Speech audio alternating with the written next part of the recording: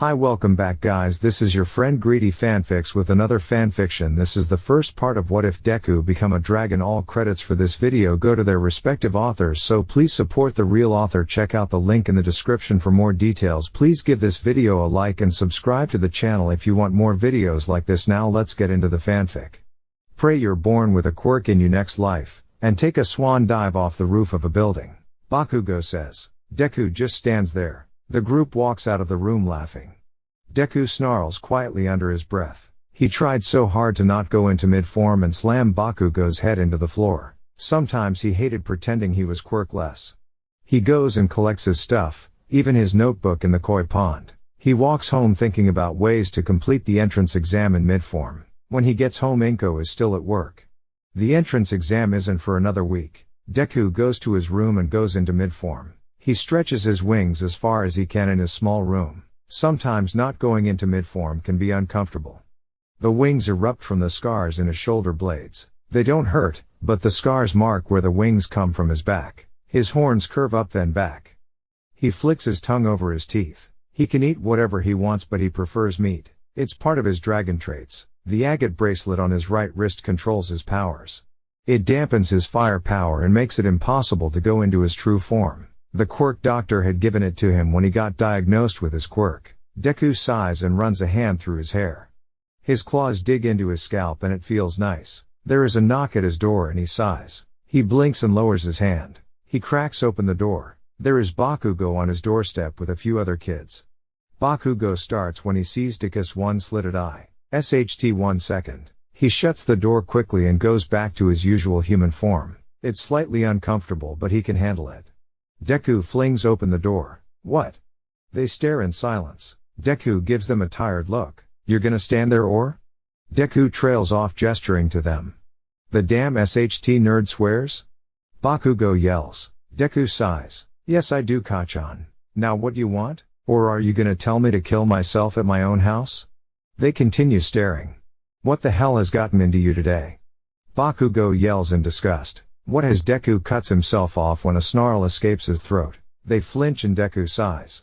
Sorry. Get it over with. I'm tired. It's nothing, you damn nerd. Bakugo says. Deku can tell he is trying to jot tremble. Deku is fed up at this point. He grabs Bakugo's shoulder and slams him against the side of the apartment. He raises his top lip and snarls. What the hell did you want? Deku asked. Bakugo is looking at Deku in terror. The others that came with Bakugo fled in terror. Bakugo stutters. The old hag wants you for dinner. Deku stops snarling and straightens up. He puts on his emotionless face again. Oh. Well, tell her I'll be there. Bakugo is clutching the wall for support. He is gasping and trembling. Deku is halfway through the door when he turns. He smiles when Bakugo flinches. Deku tilts his head and gives Bakugo a terrifying grin. Don't piss me off again. Bakugo nods quickly before Deku shuts the door behind him. Deku hears him run off and he smiles.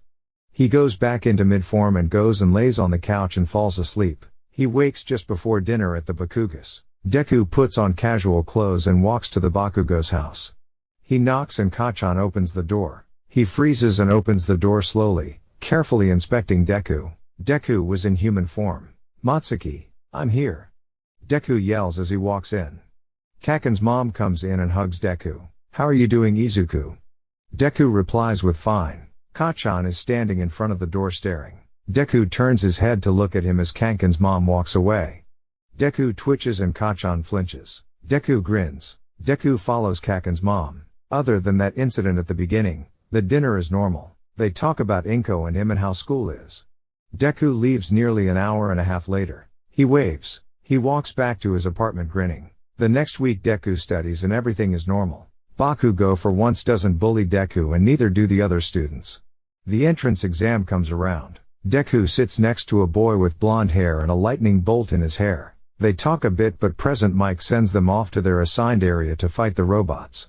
The boy named Denki has a separate area and leaves. Deku has the same area as Bakugo. Unfortunately, Bakugo has been distancing himself from Deku and Deku was okay with that. There is a yell of go and Deku bursts in. He has enhanced speed and energy from being pet dragon, so he gets in before everyone else. He used his fire to burn a few robots, then his enhanced strength to crush some. The test is nearly over when the ground shakes. Deku turns to see the 0-pointer. A girl shrieks. She is trapped under the rubble. Deku freezes. The robot is about to step down on the girls when Deku acts. He doesn't think he acts. He tears off his agate bracelet and charges at the robot. He shifts in time to shove the horns of his dragon form into the middle of the robot. The robot stumbles back. Deku roars a challenge at the robot. The girl is directly under him looking up in awe. Bakugo hears an earth-shattering roar. Was it the 0-pointer? No. People were screaming and running in terror. Bakugo runs to where they were running from. There was a huge crunch of metal and teeth. There was a pained groan. And then wet coughing. Deku threw the robot to the ground with his dragon's teeth clamped over it. He bit into its head and it makes a screeching sound as Deku's teeth sink into the robot's head. It winds down as the gears stop working. Deku lets put a pain groan in his dragon form when his heart ceased. He let go and went back to human form coughing blood. He coughs again and tries to wipe his mouth, but he coughs more blood. He hasn't gotten enough rest lately to hold up his dragon for long. He hears a gasp and sees Bakugo standing a few feet from him. Deku is a few feet from the 0-pointer that lays on the ground with huge teeth marks in it. Deku gasps as his heart seized again and he collapsed, passing out. Bakugo sees Deku not far from the destroyed 0-pointer in front of him. It has huge teeth marks in it. He is coughing blood. He doesn't seem to be able to stop. What the hell happened? He gasps and passes out. The buzzer goes off and the tests are over. Recovery girl and a strange man with black hair and scarves comes out of nowhere. They talk in right strained voices before the man in scarves takes Deku and something off the ground. Recovery girl helps free a girl that was trapped under rubble and healed her legs. The two of them walked out of the entrances and Bakugo follows. There is a trail of blood and Bakugo follows it. It leads to a tent. What the hell was that? Is he a spy for the Lav? What the hell were they talking about? Deku? Spy? Lav? There was a groan, then silence. Then an unfamiliar voice said, "Hey kid." Deku grunted a response. Deku's chest hurt as it usually did after these things. He sensed that there were 3 people here but he only saw 2. Bakugo was sneaking around outside. "Kid, what's your name?" said a man in black. "Izuku Midoriya. You can call me Deku." The man frowns at him. Deku sits up and grunts. His back hurts. He realizes his bracelet isn't on. The bracelet. Where is it? He looks around and the man hands it to him.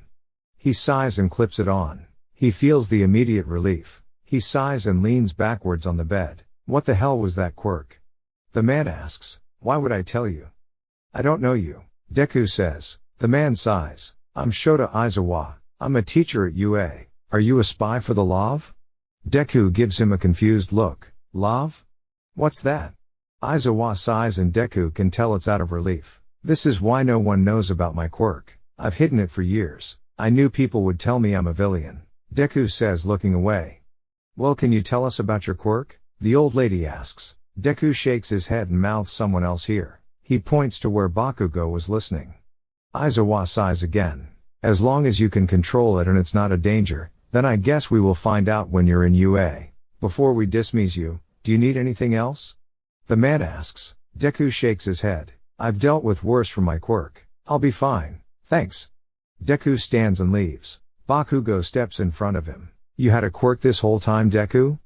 Bakugo yells. Deku nods. "Didn't think you were one to eavesdrop, Kachan." Deku says. "What the hell is your quirk?" Deku leans closer and grins. "You saw the teeth marks, right?" Bakugo nods, leaning away. "Let's say I caused that."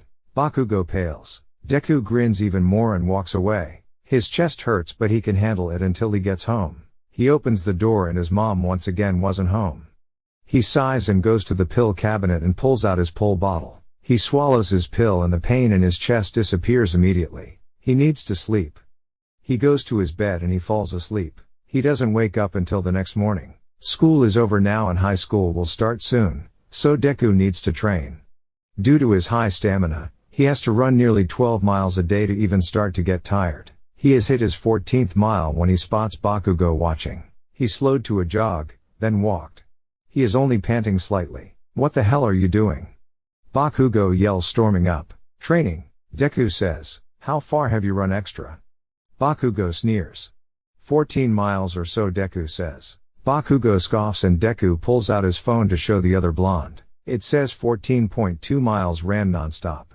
Bakugo pales and stares. Deku grins and then continues on his way. He grins at the thought of Bakugo being terrified of him. The day passes with Deku doing various different training exercises.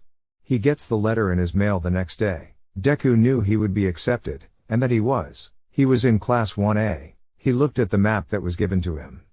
He would memorize this. The next few weeks pass the same way, training, resting, then training again. Deku doesn't need to eat much, but he usually eats with his mother. She gets home late and goes to work early. He usually eats dinner with her. Eventually it's the first day of UA. Deku is excited. He reaches the gates and stares. He will try not to show everyone his true form, but knowing him it's gonna happen. The girl he saved from the entrance exam comes up to him. He pales and starts to walk away. Hey wait, I just wanna talk. I won't be mean, please. Deku pauses. She runs up to his side. I wanted to thank you. I also want to say your quirk is so cool. You can turn into. Deku cuts her off by putting a hand in her face and shaking his head. Please don't tell anyone about that. I don't want people to be afraid of me. Deku says. She looks apologetic for a second then nods eagerly. They head to their class together. The door is huge, but not big enough to fit his dragon form. He slides open the door and Deku groans. Bakugo looks at him. So does the boy with glasses. Deku goes to his seat and sets his stuff down. The boy introduced himself as Ida. Deku told him to call him Deku and that was that. The rest of the class came in. Denki was there and they waved at each other. Where's the teacher? Denki asked Deku. Over there, the caterpillar-looking thing. Deku says pointing. Everyone looks. Damn, how'd you know that? Do you have heightened senses or something? Denki asks. Deku nods and there is a shocked silence before the man in the bag stirs. There is silence as the man stands. Aizawa. Deku breathes. Aizawa looks at him. Yes. One of you already knows me, but my name is Shota Aizawa. Call me Aizawa. I am your homeroom teacher. Go and get your gym uniforms and meet me on the field. We are doing a quirk test. Everyone shuffles out of the room. In the changing room, Deku takes his shirt off and then for some reason there is silence. He turns. Everyone is staring at him. What are those scars from? A redhead asks. Deku doesn't know if he is talking about the scars from where his wings come from or the large burned scar from when he accidentally took his bracelet off and lost control of his quirk. There were also the long scratch scars from his claws when he lost control a different time. Which one? Deku asks casually. All of them. The redhead yelps. Mishaps with my quirk. Deku says, turning around and finishing changing. No one says anything until they are on the field Aizawa talked about. The man steps forward with a baseball. You will use your quirk to throw this ball as far as you can. You will go in the order you placed in the entrance exam. The person in last will be expelled. There is a shook silence. First is Deku. Come here. Everyone watches as he steps forward and takes the ball. It won't get destroyed? Deku asks and Aizawa shakes his head. Deku sighs and steps up to the circle. He uses his fire on his right hand. He plays with it for a minute. Bakugo yells out. We don't have all day. Deku snarls and the fire becomes claws for a brief second and then it goes back to normal. He puts the ball in his hand that is covered in fire and throws it using his quirk. He turns to Bakugo. Happy now? Aizawa shows the score. 734.8. There is silence. Then everyone busts into applause, except for Aizawa and Bakugo. Bakugo stares in stunned silence. Deku goes back to his spot. Everyone throws the ball and gets their score. Deku places first and Mineta places last. Aizawa says he didn't mean it and there is chaos. Deku just smiles and heads back to the locker room. He starts changing and he hears angry footsteps. Deku. What the hell was that? You were quirkless, you bastard. Bakugo throws a hit at Deku's head and Deku dodges and takes Bakugo's arm. He flips him onto the ground and a ferocious snarl escapes Deku's throat. I was not quirkless. I pretended to be for mine and everyone's safety. Unless you want to die a brutal and painful death, leave it at that. Deku straightens and sees some of the other boys standing in the entrance staring in horror.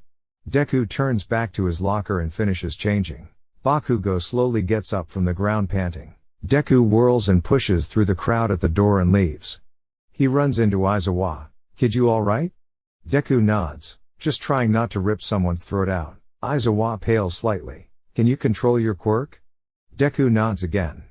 As long as I have the bracelet on, no one will die. Aizawa nods and walks past Deku. Deku turns to watch him walk away and sees the redhead and the blonde with the lightning bolt in his hair. They are staring at him in horror and dismay. Why, you didn't mean that, didn't you?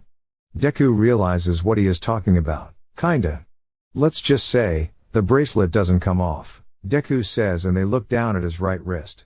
He grins softly and then continues to his next class. The rest of the day goes by and Inko still isn't home when Deku gets home. He sighs and starts making dinner like he usually does. Deku goes to bed when Inko isn't home by 11. The next day Deku gets to class early like before. Bakugo and Ida are there. And, so is Denki and Kirishima. They bolt up from their chairs and go to him. But as they get closer they slow down. They stop a few feet from him. Hey! We had some questions about your quirk and that bracelet. We heard rumors that we are fighting today in heroics calls and we want to know what to look forward to. Denki says. Deku pauses. He sees, out of the corner of his eye, Bakugo lean closer like he was trying to hear better but is trying to be nonchalant about it. Well, I can control fire, on any part of my body, even my mouth. I can He pauses. They look so excited he doesn't want to scare them. Become a monster. Let's just say that. My bracelet makes my firepower go down for my and others' safety and prevents the worst from happening. Their grins falter and they look at each other. Deku sighs and walks to his seat. He knows the bell will ring soon. It does and class begins. When it's time for the heroic class, Deku changes into his hero costume.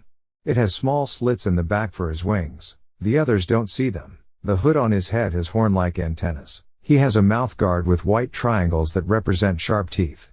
The mouthguard is so he doesn't accidentally breathe fire. He has gloves that end with sharp claws. Basically like Deku's first hero costume but X's dragon features. The others complement his costume. All Might look at him and Deku wonders if he was at the entrance exam. All Might begins the class. Deku is with Ochako and is against Bakugo and Ida. Deku turns to look at the two. They look at him then back at the screen. Deku's team and Bakugo's team. You have 15 minutes to hide within the building and plan. Go! All Might yells. Deku bolts in the fake building and finds Ochako. They crouch near a wall. What's our plan? Ochako asks. And Deku gives her one. Deku silently walks the halls. The timer for their planning had gone off not too long ago. Deku was using his heightened senses to listen. He tapped on the earpiece in his ear and whispered. Ochako. Now's your chance. Kachan is a few feet from me and Ida isn't with him. Good luck. There is a static saying she understood. Deku rounds the corner and Bakugo has his back to him. Deku instinctively lets out a predatorial snarl under his breath. Bakugo must hear him because he starts to turn. Deku charges and tackles Bakugo. Bakugo yelps as his face hits the ground. Bakugo twists and blasts Deku off him. Deku yelps and claws at the ground. He stops with one knee on the ground. Deku grins and snarls. He stands. Bakugo stares. Deku. Now you want to fight? Instead of being a quirkless Deku? Deku gives him a feral grin. Let's go, Kachan. You've never fought me like this before. You will fail. Deku says. Bakugo grins. Bakugo charges and Deku rolls under him. He places a hand on his back and heats his hand up rapidly. Bakugo grunts and he is thrown forward by Deku's fire. Bakugo stands and whirls. He charges again and Deku grabs the wall and climbs it slightly with his claws. Bakugo misses. Deku grins and Bakugo growls in frustration. Damn nerd, stop running. Bakugo yells. Deku hops down a few feet from Bakugo. Deku snarls and Bakugo's hand twitches. Deku throws a jab at Bakugo's neck that would knock him out immediately, but Bakugo catches Deku's right hand with his right hand. Deku feels his arm heat up. Bakugo grins right as there is a big explosion. Deku flies backwards. Deku coughs and stares into the smoke. His back is to a wall. Deku feels something is wrong. He looks at the ground a few feet from him. And there lies the charred remains of his bracelet. Give up, nerd? Bakugo asks. Deku whimpers in the effort of trying to control his raging form. Kachan, do me a favor. And run. Deku says, looking up at Bakugo's looming form. Huh? Bakugo says in confusion. Bakugo turns and sees the bracelet. OSHT. Bakugo says as he connects the dots from the conversation from earlier. Bakugo backs away from Deku. Deku snarls as a wave of pain flashes through his back and head. He clutches his head. He needs to go into mid-form. He has to, or he won't be able to control his other form for long. He has to. He has to now. Deku roars and he goes into mid-form, gasping on his hands and knees. His wings fall limply behind him. With his dragon's eyes he looks through the smoke and sees Bakugo staring in horror. "Kacchan, knock me out, please." Deku pleads with the last part. Bakugo just stands there. Deku grunts as the control he was fighting for started to slip. A huge wave of flames erupted from his back. He whimpered as it burned his back once more.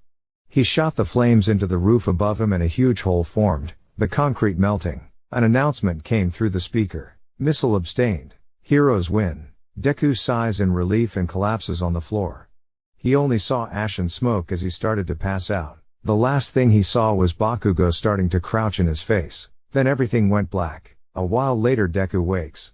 He doesn't move or open his eyes. His head hurts and so does his chest. He smells burned cream. He groans and puts a hand to his head as he sits up. There is a gasp.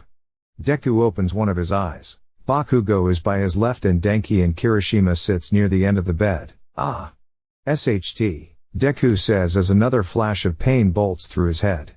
The recovery girl comes from a side room and hands him pills. He swallows them without hesitation. They watch in silence. "What the hell is your quirk?" Denki asks slowly, meaning he is scared and furious. Deku looks at him and twitches his wings. "Wait. His wings. OSHT. Deku says. He starts to focus to get out of mid-form but snarls when a bolt of pain flashes up his arm. He quickly draws his right arm up to his chest. He looks at it. There was another agate bracelet on his wrist. There is a scorch mark from where the stone burned into his skin. He sighs. "Again?" He mutters under his breath. "Again? This SHT has happened before?" Bakugo says. Deku looks at him with a tad of annoyance in his voice. "Obviously. How do you think I learned how to control my quirk?" Bakugo grunts. "What the hell is this? You have wings, and horns, and claws. What is this quirk?" Denki nearly yells. Deku winces as it hurts his heightened senses. Bakugo glances at him before looking at the others. "If I tell you that, you might. I don't know. Distance yourself from me," Deku says hesitantly. They look at him. "Whatever it is, we would like to know. If it's something that could hurt you, I think it's important we know." Deku pauses. Wait. Hurts me? You care about that?" Deku asked. They looked at him like he was stupid. "Of course, so please just tell us," Denki says. Deku sighs and starts to stand up. Kirishima makes a sound of protest. "I've been through worse. I'm fine." He stands and stretches and he spreads his wings. They stare at every single vein that is able to be seen through the wings. "I call it dragon. I have the ability to transform into a 150 feet dragon. The form I'm in now is called mid-form. I can fly and have some dragon features mixed with my human form. The bracelet prevents me completely from transforming into my dragon. I am able to control the fire I breathe in any way I want. I didn't want to tell you because I figured you would have ran if I told you I could become a monster." Deku says. He turns and looks at them. He starts when he sees the rest of the class looking through the door. What? "Oh my god, did you hear that?" Deku panics. They nod. Some have a look of awe and confusion on their faces. No one has a look of fear. Deku tucks his wings in and shuffles awkwardly. "Where did you get another agate bracelet?" Deku asks. Bakugo looks at him. "Damn sleeping bag put it on you when All Might have brought you here." Deku nods. "Of course Aizawa would have spares on hand. What happened after our match?" Deku asks. Bakugo scoffs. Kirishima speaks up. "We saw it from the place we were at. It looked heated. When the smoke cleared we saw you struggling to maintain control. Thankfully Uraka had touched the missile just in time. You passed out and Bakubro carried you out of the building. All Might took you to Recovery Girl and Aizawa got the bracelet on you. For some reason the moment he put it on it started smoking and burning you. You became even more limp and we thought you died, but Recovery Girl said you would be fine. It's been nearly an hour. Why did the bracelet burn you?" Deku sighs. "An hour? That's it? No wonder I feel like SHT." He mutters. They watch him. "The bracelet burned me because it was doing its purpose. It was keeping me in control." "What do you mean only an hour?" Denki rattles off. "The more I sleep the longer I hold my form. Mid-form takes less energy than full transformation, but it takes energy nonetheless. I have a huge amount of stamina though, and fighting for control drains it fast. I passed out because my body couldn't handle the little energy I had. Deku explains. They nod. Recovery girl comes in and tells Deku he is free to go. He nods, and as a pack the whole group heads to the entrance. Deku doesn't have energy to fight mid-form, so he just tiredly walks with his wings tucked in. Someone's fur fingertips brushed his wings. He flicks his wings and whirls around. Ochako has a half outstretched hand. Oh. Sorry, I just thought that it would be smooth. She looks down and lowers her hand. Deku smiled at her softly, walking backwards. It's fine. It just surprised me. No, my wings aren't smooth. I'm a dragon. I'm scaled. She looks up and he spreads his wings slightly to reveal the scales on the ridges of his wings. Her face lights up. Can I? She asks. Deku nods and turns. Her fingertips touch his wings and his hand twitches. He isn't used to the contact. What's your wingspan? She asks. Deku thinks. In mid-form I think it's 30 feet, and in true form nearly 120 I think. They stare. Deku shrugs and Ochako's hand moves up his wings. He hisses slightly and Bakugo looks at him, then at Ochako's hand. Bakugo grunts when Deku looks at him. Can you fully spread your wings so we can see? Kirishima asks gently. Deku nods. You're gonna have to move though. Everyone but Bakugo moves. The others tell Bakugo to move, but he doesn't. Deku spreads his wings and takes up most of the hallway and nearly missing Bakugo's head. Bakugo stands and touches the tip of his wings. Deku inhales sharply and Bakugo notices. Bakugo traces his hand down Deku's outstretched left wing until he gets to the shoulder. Nerd. Isn't this where the vertical scars are? Bakugo says in Deku's ear. Deku shudders and nods. The others step forward and gently inspect his wings in awe. They all ask before touching them though, unlike Bakugo who just touched Deku's wings without permission. Occasionally Bakugo would touch where Deku's wings and back connect, and Deku would shudder at the unexpected touch. Eventually they realize that he is slightly uncomfortable, mostly due to Bakugo, and they let him tuck in his wings and they leave the building.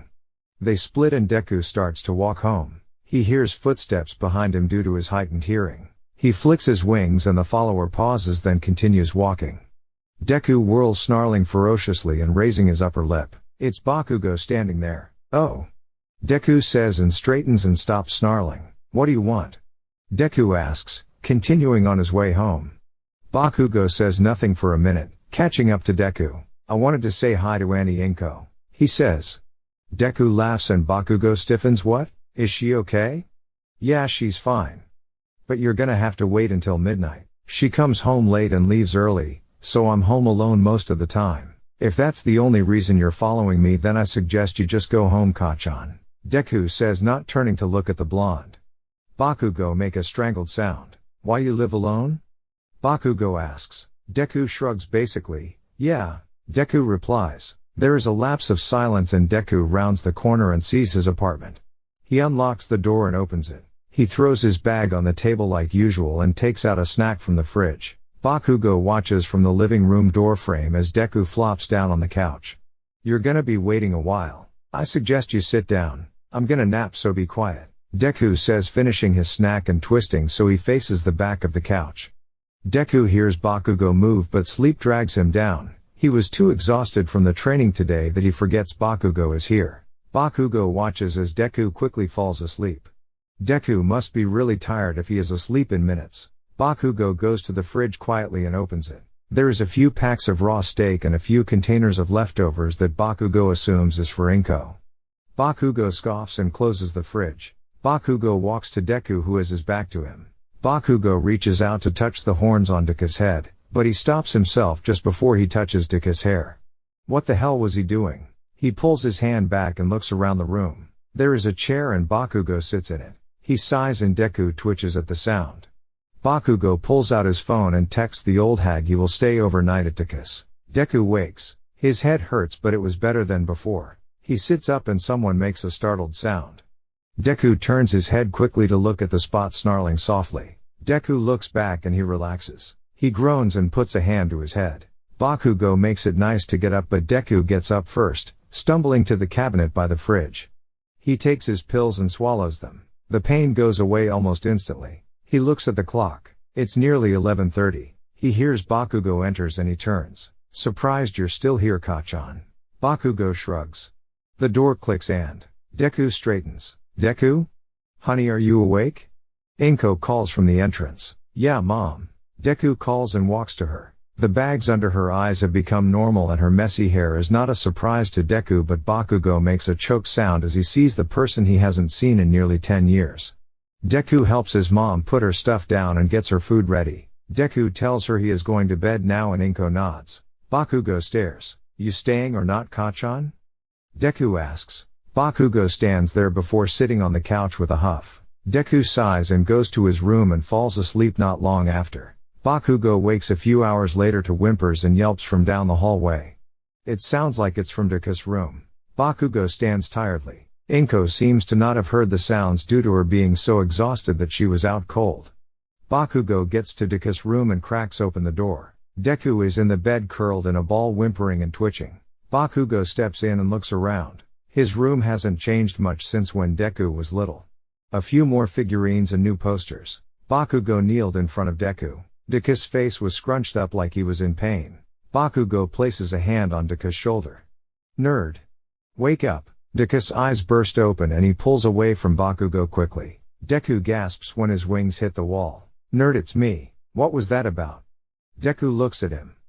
Bakugo notices he is starting at him. Deku nods, then moves forward a bit. It's nothing. Sorry for waking you. Bakugo scowls. What was it about? He asks more firmly. Deku doesn't say anything for a second. Training my quirk. Deku says, looking down. Bakugo stares. Training his quirk? That was enough to give him nightmares and make him whimper in his sleep? Training your quirk? What the hell is that supposed to mean? Bakugo asks. Deku frowns and shudders slightly. How do you think I learned to keep the bracelet on at all times? How I learned how painfully my full firepower is. How to control my quirk. How to not lose control and hurt someone. How to make sure no one knew about my quirk. Deku says, looking up at Bakugo with a tad of anger. It clicks for Bakugo. Training to control his quirk had hurt him and probably others. How many times had Deku have to be knocked out to prevent causing mass destruction? Was the twitching and the whimpering from the pain that you remember? Deku nods. Bakugo snarls slightly, but it is different from Deku's snarls. Deku's snarls are more inhuman. Bakugo's just sound human. Hearing Deku snarl sends chills up Bakugo's spine every time. When they were training earlier, Bakugo had heard the scariest snarl from Deku while his back was turned. He hadn't wanted to turn because he feared what was behind him. Deku had pounced and Bakugo had yelped in fear. He thought he was about to die. Something about that snarl had creeped Bakugo out and he had been panicking, so he hit it with his usual rudeness. Deku sits on the edge of the bed for a while and Bakugo just stares at him. Are you gonna sleep in here? Deku asks suddenly. Do you want me to? Bakugo asks. This causes Deku to sharply look at him. Deku looks back down then shrugs. Bakugo sighs. Bakugo leaves and pulls a blanket from the couch he had been sleeping on and dragged it to Deku's room. He laid on the floor and Deku the bed.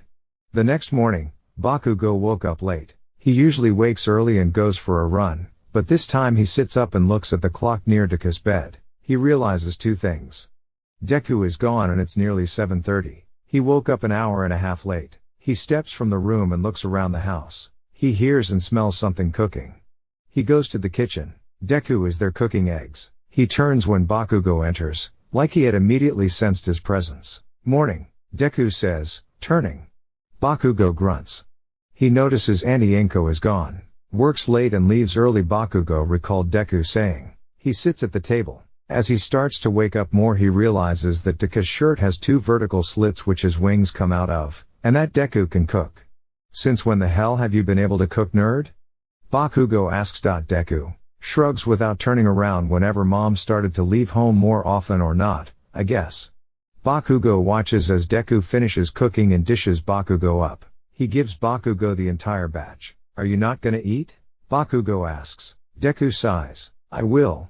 I just don't really prefer human food, Deku says. Bakugo gives him a confused and concerned look. Deku sighs. I prefer meat, raw usually. That's what my teeth are for and I'm part dragon, so I usually eat meat, but you're here and I didn't want to disgust you. Deku explains. That makes sense. Bakugo remembers the packs of raw steak in the fridge. Just eat. We have school today, you're gonna need the energy, Bakugo says. Deku squints at Bakugo. Bakugo doesn't usually care if Deku eats or even if he has enough energy. Bakugo shrugs at Deku's accusing look. Deku stares at him for a second, then turns and takes out one of the steaks and sits down. He pulls out his phone and Bakugo watches as Deku's sharp teeth sink into the meat. Deku is looking at his phone as he tears his first bite. Bakugo watches as Deku's teeth easily tear the meat and Deku eats it like it was a Pace's toast. Bakugo had lost his appetite watching the blood drip down Deku's bloody teeth. He had a horrid image of Deku biting someone's neck and the victim falling to the ground, dead, as Deku licked his teeth and stood to look at Bakugo grinning. Bakugo forces himself to eat anyway. For one, Bakugo has to admit that Deku's cooking has gotten better. He eats the eggs as Deku finishes off the steak. He has been watching his phone the entire time. He stands and goes to the sink. He grabs a glass and fills it with water and drinks it. Deku must have known the blood was on his teeth.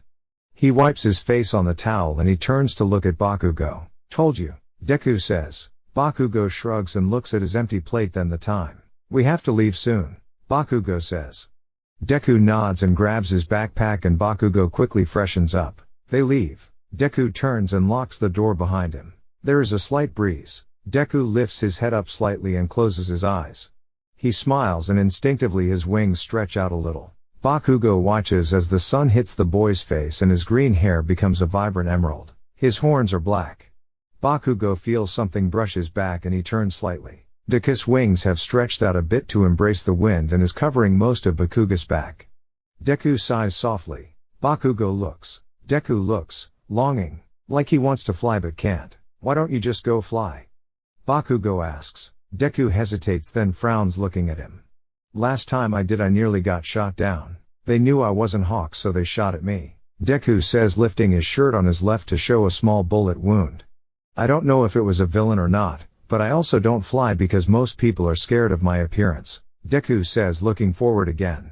He realizes that his wings are brushing Bakugo's back and he quickly tucks them in. Bakugo pretends to have not noticed. They walk to the school. They get there and Deku immediately goes to his desk and Bakugo to his. The classes that day are normal. In fact, the next week is strangely normal for Deku. Usually something goes wrong at least once every day, so it slightly concerned him when nothing went wrong for a week. It was a Friday when everything went wrong. Aizawa came into class. Deku was straining for anything that could be wrong. Aizawa explained that they would be doing rescue training and the class erupted. Deku smiles softly. He would be good at that. It's going to be me, All Might, and another teacher teaching the class. The class starts to discuss who it could be when their costumes come from their spots in the walls. Deku's costume was thankfully made to be fireproof and didn't burn in the training with All Might. They change and board the bus due to Ida's bus loading plan. The students were talking and Kirishima asked Deku a question. So Deku, I noticed your teeth are like mine in mid-form. What's the purpose of yours? Or are they like mine and have no purpose? Deku sees Bakugo shudder slightly out of the corner of his eye, and so do a few others. Deku shrugs. They can cut through nearly anything. I meant I destroyed the 0-pointer by biting it. I mostly use my teeth to eat. Due to my dragon traits I prefer meat, so my teeth are made for that. They stare at him and he guiltily shrugs. Only steaks though. I guess I should clarify. I only like raw steaks. I can eat other food. I just don't like it as much, Deku says, and he sees some of them relax. They arrive and they enter the tall building. The Space Hero 13 is there. Deku recognizes them immediately. Welcome students to the USJ. Deku looks at the hero, then the area. It's huge. It could fit him in full form. Well, maybe not the roof. Deku senses an evil energy very shortly after 13 introduces themselves. Deku snarls and goes into a crouch.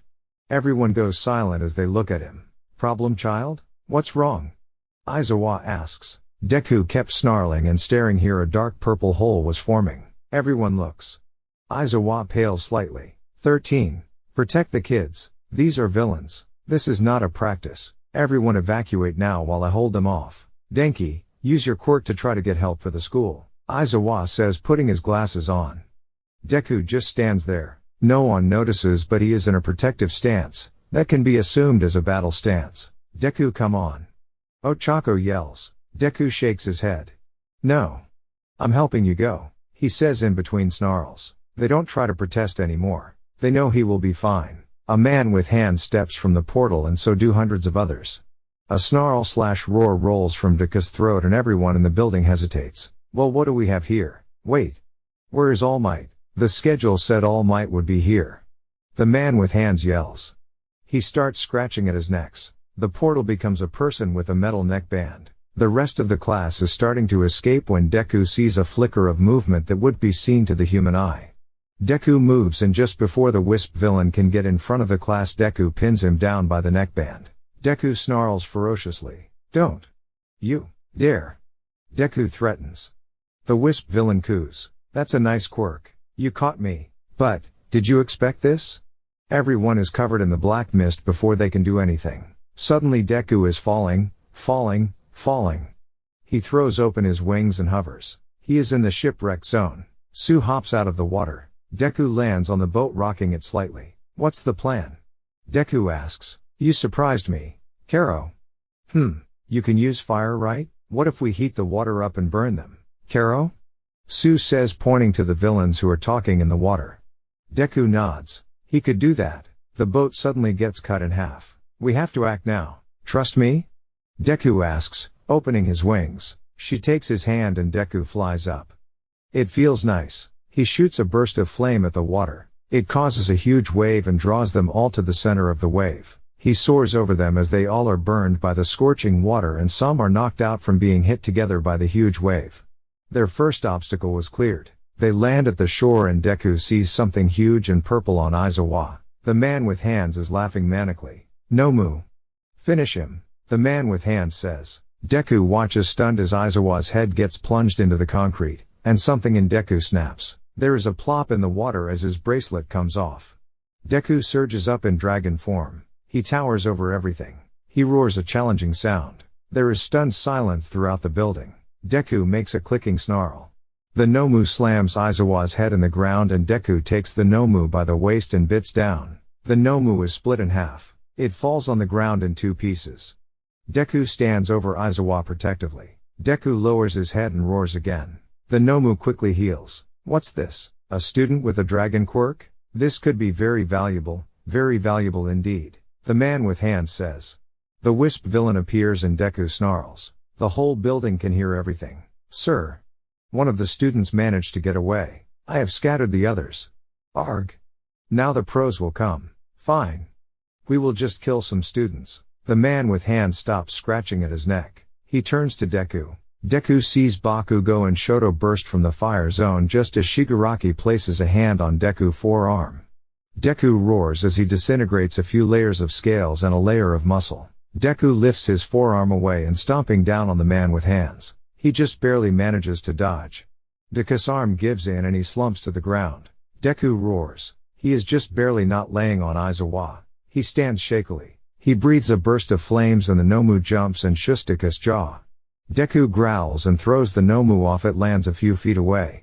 Deku stands over Aizawa. The Nomu charges and Deku bites down on it against and starts to tear it to shreds when there is a cold sharp pain on his leg.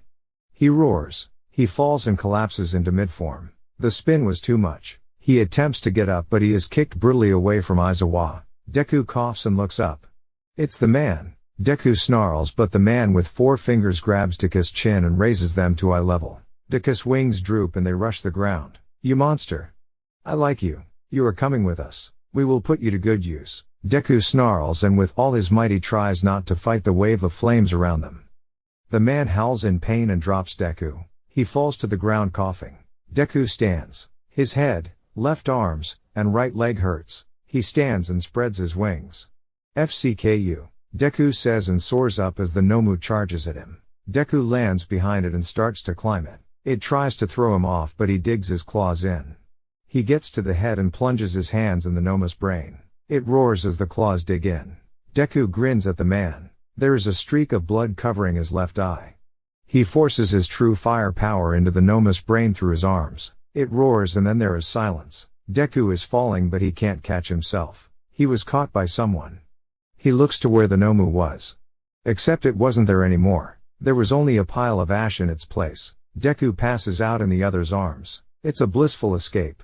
It's not painful here. Deku wakes up. He hurts everywhere and he doesn't want to wake up yet. He seems to be in human form. His arm and leg burn like hell, and his back stings. He groans and opens his eyes. He is in an actual hospital room and not the UA infirmary. He sits up and hisses in pain when his back erupts in non-existent flames. He hears movement to his right and he whips his gaze to the spot. Bakugo is there, standing with a blank look on his face. Deku. Don't move. You'll make the wounds worse, he says. Deku chuckles then coughs. The coughing hurts his lungs and ribs. Bakugo gently places a hand on Deku's back and his chest. Breathe. You'll be fine. When you calm down I'll explain what happened, he says. Deku nods and manages to stop coughing. Bakugo takes a seat in the chair to Deku's left. Deku sees that he only has a small bandage on his arms, and other than that seems unharmed. Bakugo sighs. Everyone else was fine. A few small burns at cuts. You and Izawa were the worst ones. He starts and Deku sighs in relief. It was great none of his classmates were hurt, but by the look on Bakugo's face there was something else wrong. The warp villain and the disintegration quirk got away. The small fries were all caught and put in the prisons. All we were told was the man with hands is Tomura Shigaraki and the warp villain is Kurigiri. They are part of some group called the League of Villains, or the LOV. Deku's heart sinks. The pros hadn't managed to get the villains? The LOV? What were they planning? Why did they have the schedule of the school? They wanted to kill All Might, so did they have a plan to do so? I know you have questions so I'll try to answer everything. The pros got there a few minutes after you passed out. We have no idea what the LOV's objectives are or who the leader is, but it isn't Shigaraki. They had wanted to kill All Might with that Nomu thing. The police are investigating what the Nomu are at this time, but it appears it had multiple quirks. All Might had to stay at UA for an unknown reason. That is basically all we know, Bakugo explains. Deku nods. That makes a lot of sense. He just had one question. TT Hinomu. How long? He asks. His voice was hoarse and his throat was raw from him breathing fire in his dragon form.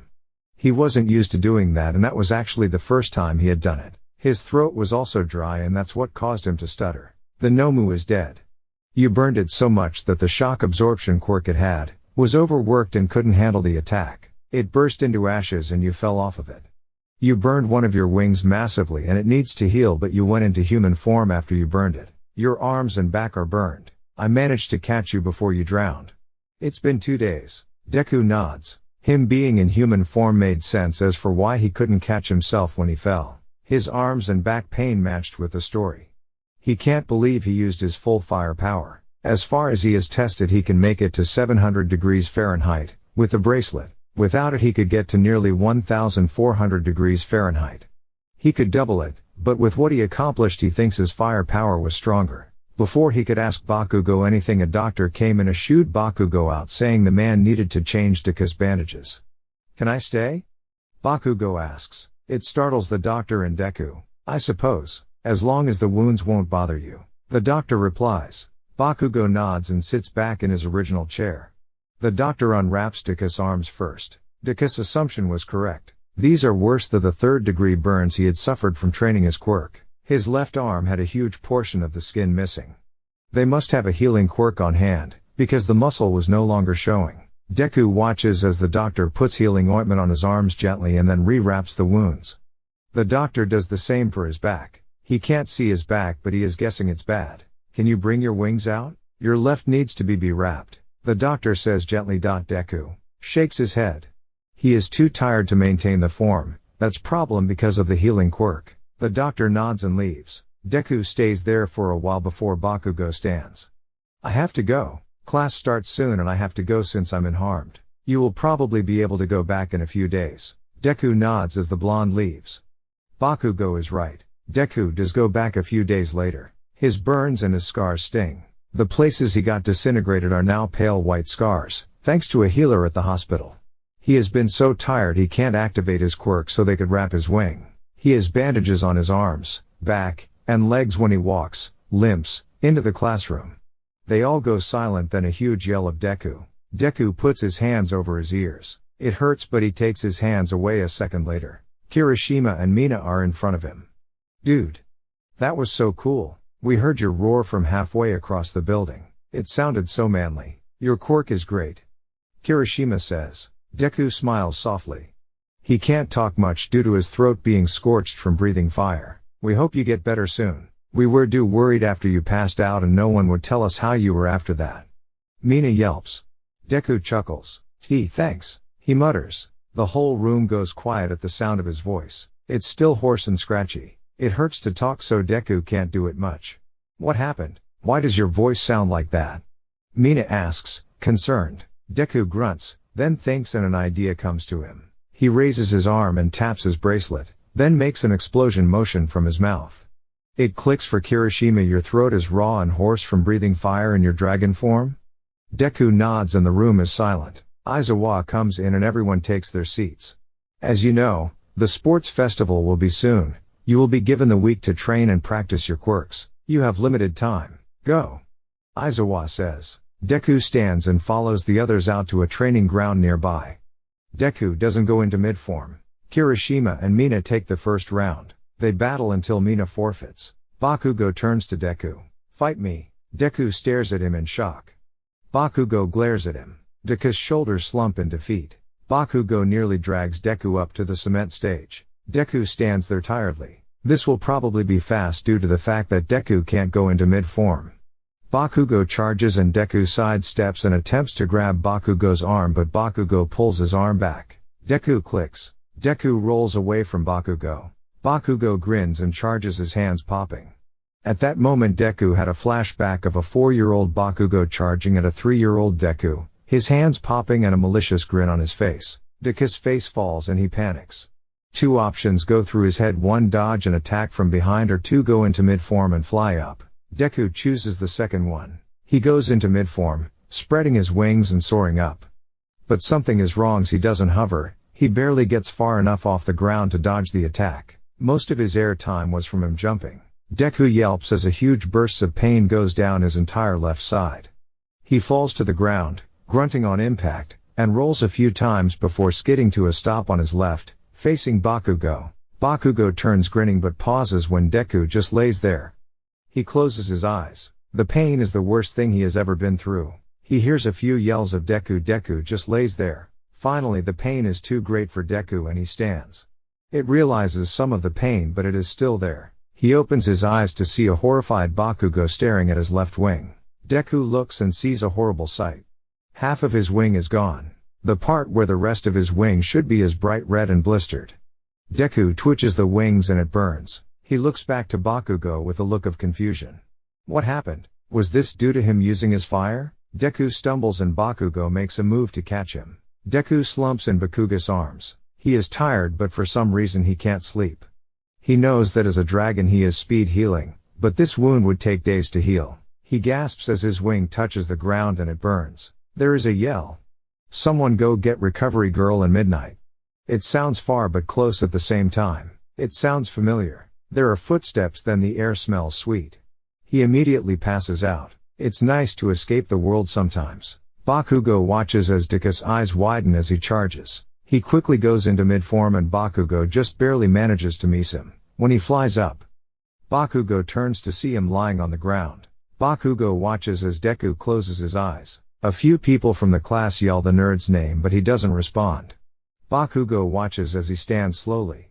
Bakugo pales as he sees that Deku's left wing is burned off. Deku looks too and stumbles. Bakugo lunges forward and catches him.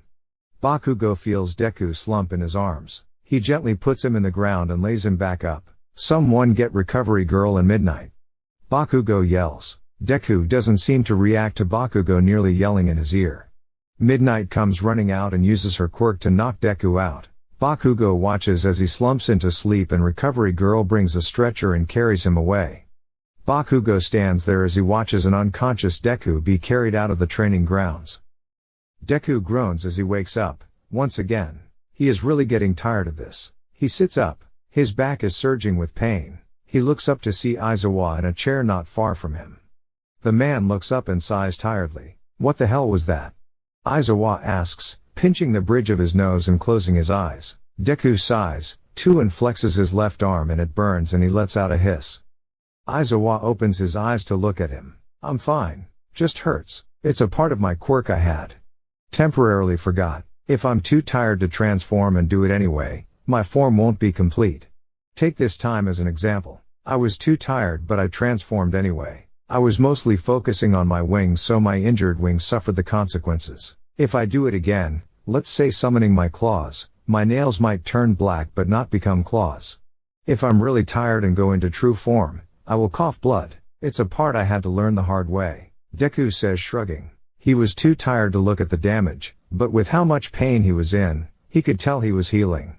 Aizawa sighs again and leans back in the chair. So you're telling me that if you don't have energy and you go into mid-form, you will severely hurt yourself, because your form won't be complete? Deku shrugs. I mean, basically, it won't always hurt me, like the claw scenario. It's uncomfortable but not painful. The only reason my wing was that severely damaged was because I had burned myself fighting the Nomu. Usually if I focus on my wings, it's just a part of the wing, not half of it. Aizawa groans. This has happened before? Deku nods. How else was I supposed to know how my quirk works? Deku asks sarcastically, shrugging. Aizawa manages to look even more tired. Problem child, you are living up to your name. Deku rolls his eyes but grins. Thanks.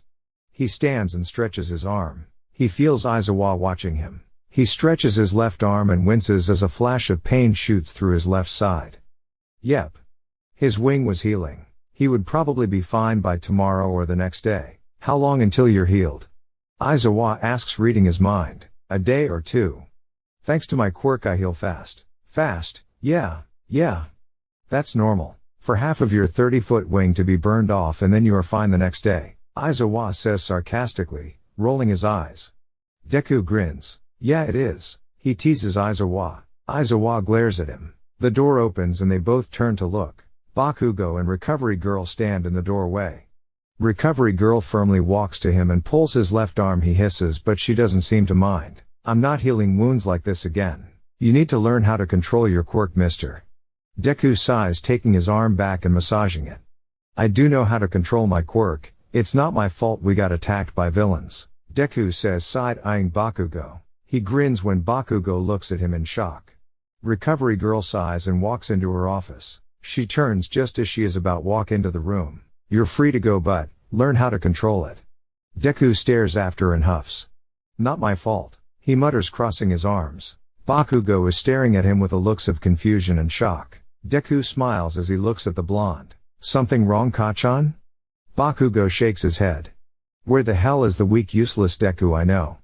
Deku grins. It was an act, you know. It was to protect the entire school. Couldn't have me lose control of my quirk and nearly kill everyone in school now, could we?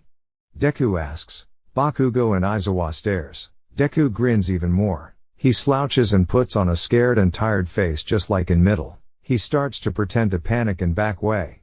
No, Kachan. I just want to be a hero, he says. They stare as Deku straightens and becomes a totally different person. A confident and very determined Ḥgrīnete instead of the scared, terrified boy that they just say.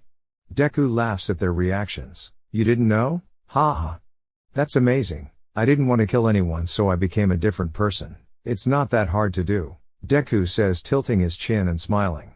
You're a bipolar BTCH, you know that? Bakugo asks. Deku can tell he is shocked. Deku laughs. Yeah, I know. But I do it on purpose. Deku lets his arm go. He winces. It will hurt for a day or two, but he's honestly used to it. So what's with your wing? Bakugo asks. Deku shrugs. It's gonna heal in a day or two. I won't be able to transform into mid-form during that time. It's part of my quirk. I've dealt with it before, so this is nothing new. Bakugo and Aizawa stares even more and Deku chuckles. This will be fun. Why the hell didn't I know any of this? Bakugo asks, furious and confused. Deku shrugs. Oh. I don't know, maybe because you told me to kill myself? Deku says nonchalantly. Bakugo pales and Aizawa whips his head to stare at the blonde. You what? Aizawa roars. Bakugo looks down and says. Deku just grins. Then Deku sighs and they look at him. Not like I could if I wanted to. My dragon form is in its own sense its own person. It can take control and stop me from doing things he thinks will hurt me. Of course he will take over and I will lose control sometimes, so he is in complete control. That happens rarely though. He can control if I'm in mid-form or in his form. If I tried to jump he would force me to fly in mid-form. They stare as he explains. Deku takes his claws out. He has just enough energy to do it. He lifts his left wrist. He makes a move to slit his wrist but his dragon stops him. He makes Deku remove the claws and he snarls. The others only see Deku suddenly stop, then take away his claws and snarl at nothing. Deku sighs. It's fine. I was just showing them. They watch as Deku talks to himself. Deku looks at them instead of his wrist, which is forcefully thrown down to Deku's side. He grimaces in pain but his dragon ignores it. See? He is a real pain in the ass. Language. Aizawa says, pinching the bridge of his nose. Deku grins. Aizawa sighs and asks again. Does your other form have a name so we don't just call him Dragon? Deku starts to nod but of course the other takes over for a second. Deku feels his throat start to become thick as his other starts to speak. The other's voice is much different from Deku's. It's low, gravelly, and deep. Ryujin. Ryujin growls in Deku's form. He releases Deku. Deku gasps and clutches his throat with both hands. I thought we talked about this. I hate it when you take control and talk. It hurts. Deku says. His throat usually hurts for an hour or two after Ryujin talks, depending on how long Ryujin takes over. Deku looks back at Bakugo and Aizawa.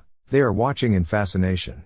Deku removed his hands. He will be talking to Ryujin later. Ryujin and Deku can talk in their sleep. Deku will have his human form and Ryujin his dragon form. Sorry. He doesn't do that a lot. The bracelet controls him a lot. He is the one that told me that agate would help. Deku says, looking at his right wrist. What? The FCK is this? Bakugo says, pronouncing each word slowly, meaning he is pissed. Deku grins and he can almost hear Ryujin chuckling in his raspy chuckle. Aizawa sighs again. Language. Bakugo. He says, looking at the blonde. Bakugo scowls. I don't particularly want to stand in the hospital all day, so can we talk about this later or something? Deku asks, pointing to the door. Aizawa nods and stands. Yes, we can, problem children. Bakugo, let's go. I'm dropping you off at the dorms. The other problem students are there. Deku nods and starts walking. It slightly hurts to walk but he can manage. They walk to the dorms quietly. Aizawa, Deku and Bakugo reach the building that holds the dorm. I'll come and talk to you later. For now, rest and talk to the others. Deku nods and walks in, Bakugo slowly walking behind him. Deku walks up to their floor. Most of the class was in the common room, talking. They went quiet as they saw the two of them enter. Deku. Are you alright? What happened? Mina rushes forward. Deku feels the familiar pull of Ryujin taking over.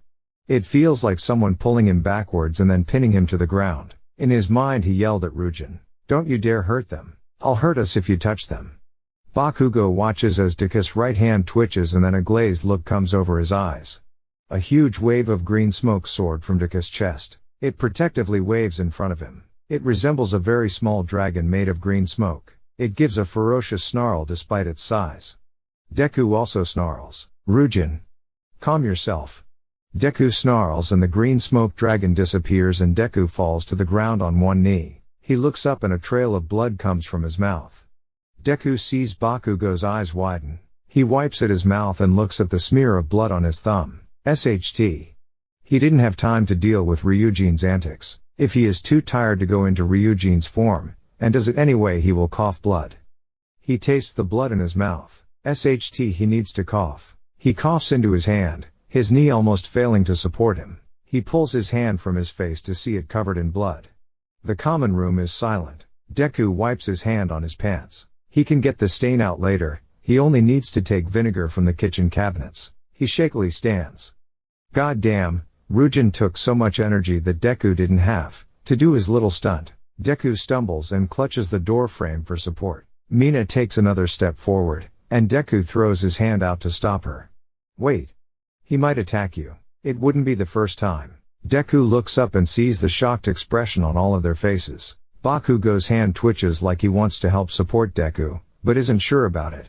Mina nods and takes a step back. Tokoyami steps forward instead, dark shadow hovering over him. He's attacked someone before? Deku nods, but doesn't say anything. He doesn't even know if he has the energy to talk. He realizes the door and takes a step forward. If he passes out now, Ryujin will take over and it will be utter chaos. Need to go, Deku says simply and a lot of them nod. They clear a path to the dorms and Deku starts walking. Bakugo follows him and Deku doesn't question it. He gets halfway to his dorm before he stumbles again, clutching the wall. SHT. He raises his hand and coughs into his hand again. His knees buckle and Bakugo just nearly manages to catch him. Deku continues coughing while Bakugo gently lowers them to the ground. Deku chokes for a second and Bakugo makes a shocked sound. Deku gasps for air and clings to the front of Bakugo's shirt, making it bloody. Blood is starting to drip from his mouth, onto the floor. ⴅᴇᴜᴜ. Deku mutters and Bakugo chuckles. Deku puts his head into Bakugo's chest and Bakugo's tenses. Deku feels this and leans back. Sorry, he says around a mouthful of blood. Bakugo shakes his head as Deku makes a move to stand. No.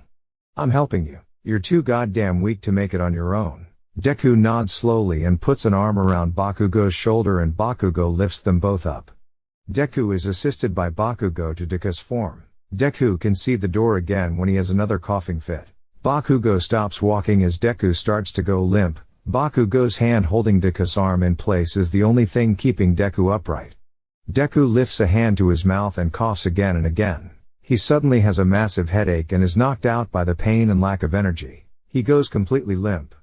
Bakugo stops as Deku has another coughing fit. Did his quirk really affect him this bad, or was he this exhausted? Bakugo starts to feel Deku fall to the ground and Bakugo grips Deku's hand tighter. Deku has his right arm over Bakugo's shoulders. Deku suddenly gasps and goes completely limp and Bakugo has to throw his other arm out to catch him. Deku is passed out. The pain or the exhaustion must have gotten to him. Bakugo picks up Deku slightly so he isn't dragging the other, and walks to Deku's dorm. Bakugo struggles to get the door open. He manages to twist the doorknob and he kicks the door open. It hits the wall a bit but Bakugo doesn't care. He manages to get Deku to the bed haphazardly. Bakugo grunts and pants slightly. He repositions Deku so that he should be comfortable at least. Bakugo's shirt is bloody and he walks into Deku's bathroom to freshen up.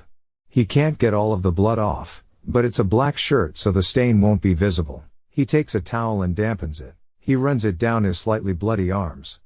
He looks at the towel and sighs. He takes it and walks out of the bathroom and goes to Deku. Bakugo takes his left hand and takes the towel to it, cleaning the blood off of Deku's hand. Deku twitches in his sleep and Bakugo looks up, but continues wiping Deku's hand when Deku doesn't wake up. Bakugo finishes Deku's left hand and works on the right, which isn't as bloody. The towel is nearly covered in bright red blood, but Bakugo decides to do something else before he throws it in the hamper. He reaches up and wipes the blood off of Deku's lip gently. Bakugo's hand pauses and he stares for a second. Bakugo sighs and stands, removing the towel. Bakugo goes to Deku's closet and throws the bloody towel in the hamper. He will run a load of clothes tomorrow with all of the bloody articles of cloth. Bakugo sighs and slumps into Deku's desk chair and gets comfortable. This will be a long night. Deku wakes the next morning. He is sore and his chest hurts like it usually does after Ryujin does this. Deku sits up stretching, then pauses. How did he get in his bed? He passed out in the hall. Who was with him? Then he remembers, the person who caught him, and most likely put him in his bed was wide awake, with his red eyes glaring into Deku's. Ka-chan? Deku asks, sitting on the side of the bed. The blonde looks tired, but he stares at Deku as Deku stares back. He is in his human form, due to Ryujin. He internally cures Ryujin. Bakugo nods. Yeah. You passed out in the hallway and I managed to carry you here. You're fucking heavy. Bakugo says scoffing. This causes him to snarl as he stands. Maybe that's because I'm a literal fucking dragon. Deku says walking to Bakugo. Bakugo also stands and pushes the chair he was sitting on in. Bakugo towers over Deku as usual, but when Deku is in mid-form he is the same height as Bakugo, but he doesn't have the energy to show off. Deku stops a few feet from Bakugo. He tugs at the other shirt examining the black shirt. It's stained. Sorry. I have one you can borrow if you want it. Deku says looking up. Bakugo just chuckles. Before Deku can move to get the shirt, Bakugo walks to the door without turning around. Don't need it. I'm just gonna go change in my dorm, he says as he walks out leaving Deku standing in the middle of the room. He stands there for a second before he remembers his bloody pants and goes to change, and turns to the door. Did he really take care of me? Deku lays in bed and stares at the ceiling. His head hurts and so does his chest. He stares for a second and closes his blinds. He is going to stay in his dorm all day and sleep. He needs to recover. He rolls over and passes out. Bakugo walks back to his dorm and shuts the door and he leans against it backwards. Why did he do that? What if Deku hates him now? He puts a hand to his mouth. He breathes in and out for a second before he moves his hand and looks at it. Damn, but it was nice to make sure Deku was okay. He stands there for a while, then goes and changes. He was going to run a load of laundry, but he just threw himself on his bed. He stares at the ceiling and realizes class starts in nearly 10 minutes. He pushes himself off the bed. He walks out into the hall and looks at Deku's dorm. Near the end of the hall, Bakugo shuts his door and walks to class. He gets there and realizes Deku isn't there. He usually is there before Bakugo no matter how tired Deku is. Bakugo sits down and waits for class to start and hopes that Deku walks in late. He doesn't. Bakugo is starting to panic. Where is he? Why wasn't he in class today? Bakugo had to go the whole day without seeing Deku and he was worried. Immediately after class, Bakugo goes to his dorm. He grabs a bottle of pain meds and some food for Deku. He goes to Deku's door and knocks. There is a weak response. Bakugo opens the door and the room is completely dark. Bakugo walks in and shuts the door. The blinds are drawn and Deku lays in bed, his back on the bed and one of his knees drawn up and an arm over his eyes. Who is it and what do you want? Deku says. His voice is hoarse and tired. Bakugo can tell he feels like SHT. It's me. I came to check on you. You weren't in class today. I brought meds and food. Deku moved his arm to look at him. Bakugo was startled. Deku's bright green eyes looked into his eyes. Even though the room was completely dark, Deku's eyes were easy to see. They were slitted, meaning he was in mid-form. Deku grunts and sits up. Bakugo hears a hiss of pain. Deku was in mid-form. Bakugo could spot the silhouettes of Deku's wings and horns. Why the FCK are you in mid-form? You're obviously not in the condition to be like that. Bakugo says, handing him the things he brought. Deku sighs. Ryujin is making me. He wants me to get over the sickness and to get better. Bakugo pauses. Sickness? Ryujin making Deku? Wait. You mean you're ill? Bakugo asks as Deku takes a bite of food. Yeah. I have a fever. Damn, wounds made me sick. Deku says around a mouthful of food, not looking up. Bakugo stares. Had he known Deku has a fever, he would have brought more stuff. How long have you known that you were sick? Bakugo asks, taking a step forward. Deku shrugs. Since a little while after you left. I couldn't sleep and was overheated. Ryujin noticed before I did and forced me into mid-form. I'm in too much pain to sleep, so I just have to push through it. Deku says, finishing the food Bakugo brought. He opens the pill bottle and takes a few. Bakugo can tell that it barely helps. Thanks, Deku says, turning to look at Bakugo with his glowing eyes. Bakugo stares. Yeah. I didn't realize you had a fever. I can go and get more stuff for you if you want. He stands and Deku grabs Bakugo's wrist. Bakugo can feel how hot his hand is and the claws slightly dig in. Don't leave, Deku says softly. Bakugo turns and he lets go and looks away. Would you stay? I don't want to be alone, Deku says. Bakugo nods. Of course. Lay down. You need to rest. Let me get you water. Deku nods and lays down. Bakugo goes to the mini fridge Deku has and pulls out a bottle of water. He places it on the bedside table and lays in bed with Deku. Deku's wings make it slightly uncomfortable, but Bakugo can deal with it. Bakugo places a hand over Deku and Deku lets him. Bakugo lays there for a while before falling asleep, leaving a very awake Deku to think. Deku lays awake. He is hot and is sweating due to the fever. He is extremely uncomfortable, but he doesn't want to move Bakugo and risk waking him. Deku lays there and thinks. He wants to talk to Ryujin, but he is in too much pain to sleep at all. He takes a sip of water from the bottle, careful not to wake Bakugo. Deku thinks about how he is skipping school just because of a small fever, and how he didn't manage to tell his mom he was staying at the dorms this time. His phone goes off as he is think about this. It's a message from his mom. Hey sweetie, you must have stayed at the dorms today. I ordered food and I'm alright. Good night and hope to see you tomorrow. Deku smiles at the text. He puts his phone down. He looks at the pill bottle on the bedside table. If he takes a few more he might be able to tame the pain long enough to sleep. He reaches for it, but it's just out of his reach. He stretches and manages to grab it just as Bakugo's arm moves. Deku pauses, but Bakugo doesn't wake. Deku opens the pill bottle and swallows a few more. It numbs the pain quickly. It's not what he has at his house. If he was at the house he would only need to take 2 and be out for a day or 2. But these are regular pain meds and they aren't strong enough to help Deku much. Deku puts the bottle down again and closes his eyes. He stays like that for a while till he feels the familiar pull of ᴜᴘ. He opens his eyes and he sees darkness. But it's not his room. It is in his mind. ᴜᴘ. You bastard, come and talk. Deku shouts into the darkness. Deku is standing and he looks around. He is in his human form. ᴜᴘ growls from somewhere nearby. No. There is nothing to talk about. ᴜᴘ growls. His voice is comforting to Deku, when he isn't speaking through Deku's throat. Yes, there is. Come out now. Deku says, sighing. He probably won't be asleep for long, so ᴜᴘ needs to hurry up. Fine. ᴜᴘ growls and the blackness becomes blinding. It is white everywhere now. ᴜᴘ towers over him a few feet away. The green dragon has red eyes and his horns curve up then down towards his spine. ᴜᴘ has a few scars on his tail and back. His spine has small spikes on it. The tail ends in a long sharp spike that can easily kill. The claws curve and click when ᴜᴘ stomps on the ground. He leans down to Deku's level and snorts, making Deku's hair move. Deku sighs and fixes his hair. ᴜᴘ. Why the FCK did you do that? You nearly killed me again. Deku yells at the dragon in his face. ᴜᴘ speaks in Deku's mind. I didn't nearly kill you. I was protecting you from the pink girl. Deku snarls, but without ᴜᴘ it's more human. Mina wasn't going to hurt me. She was trying to make sure I was okay. Also, if you were trying to protect me from Mina, why didn't you do anything with the Nomu, or when my wing got half burned off? ᴜᴘ doesn't answer for a second. I wanted to see if you could protect yourself. ᴜᴘ says, looking into Deku's eyes. This pissed Deku off. The first time in my entire life that I'm actually at a risk of dying and getting hurt and you decide to stand by? The one time I'm actually in danger and you do nothing? You attack everyone and everything that isn't a danger to me and do nothing when I'm actually in danger. You fucking killed someone for Christ's sake. Yet you wouldn't help me when I needed you.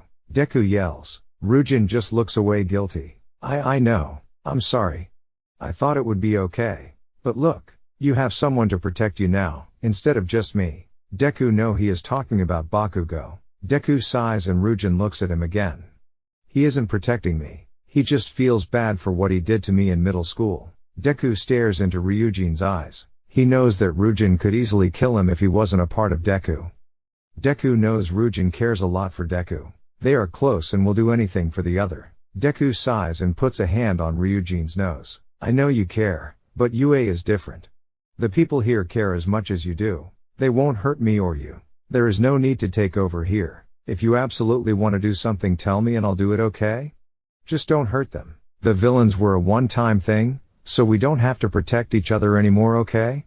ᴜᴘ sighs in Deku's mind but responds with a yes. Deku smiles. I care about you, alright? I just don't like it when you forcefully take over and threaten other people I care about. I understand. I'll try my best.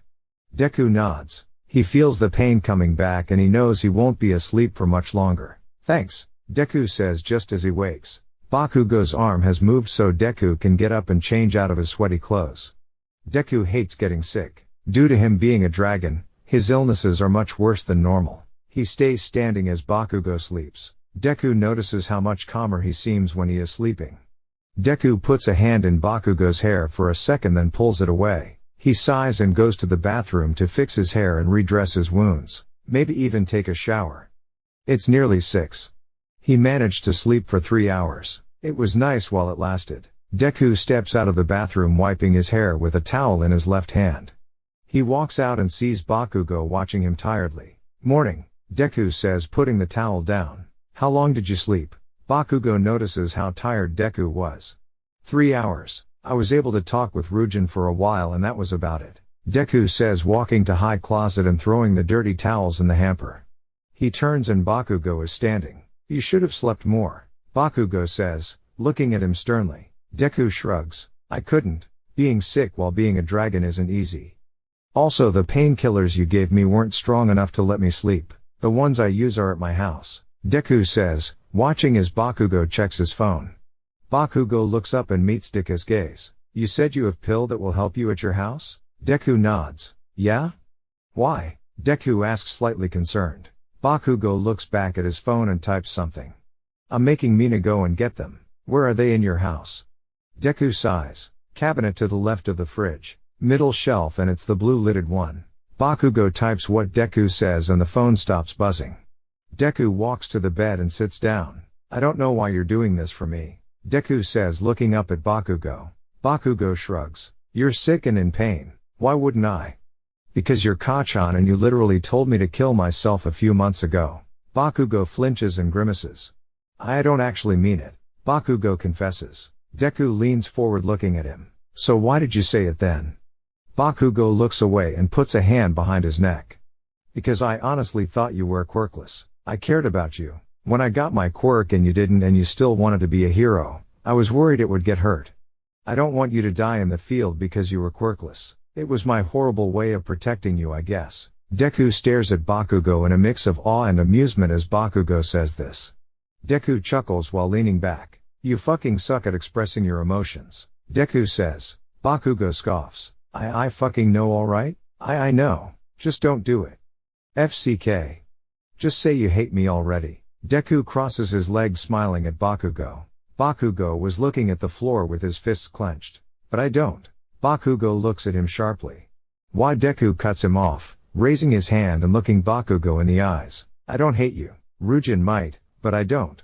Bakugo stands there stunned looking at Deku, too. What? What do you mean? You should. I fucking told you to kill yourself. I bullied you for 10 years. Deku just grins and stands again. He walks to Bakugo. I don't hate you. The reason is I knew you didn't mean it. Bakugo stares at him for a minute thinking. Do you get it now?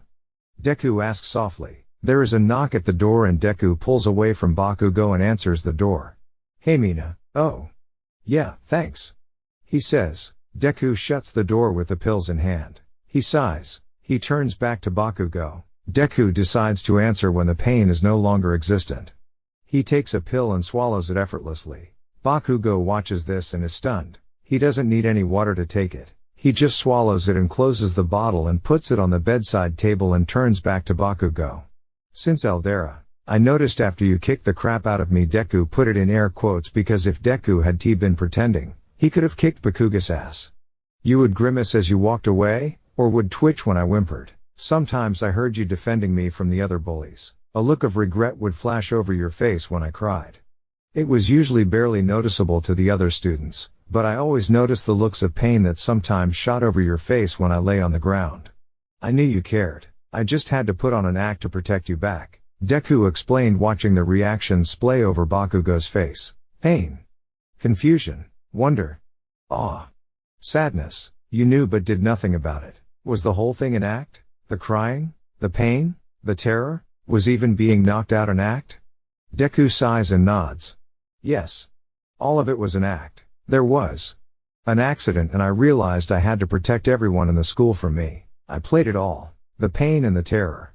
It was easy pretending to be knocked out. Get knocked out enough by your own quirk and it becomes easy to act, Deku says. Bakugo stares, then a look of confusion comes over Bakugo's face. An accident?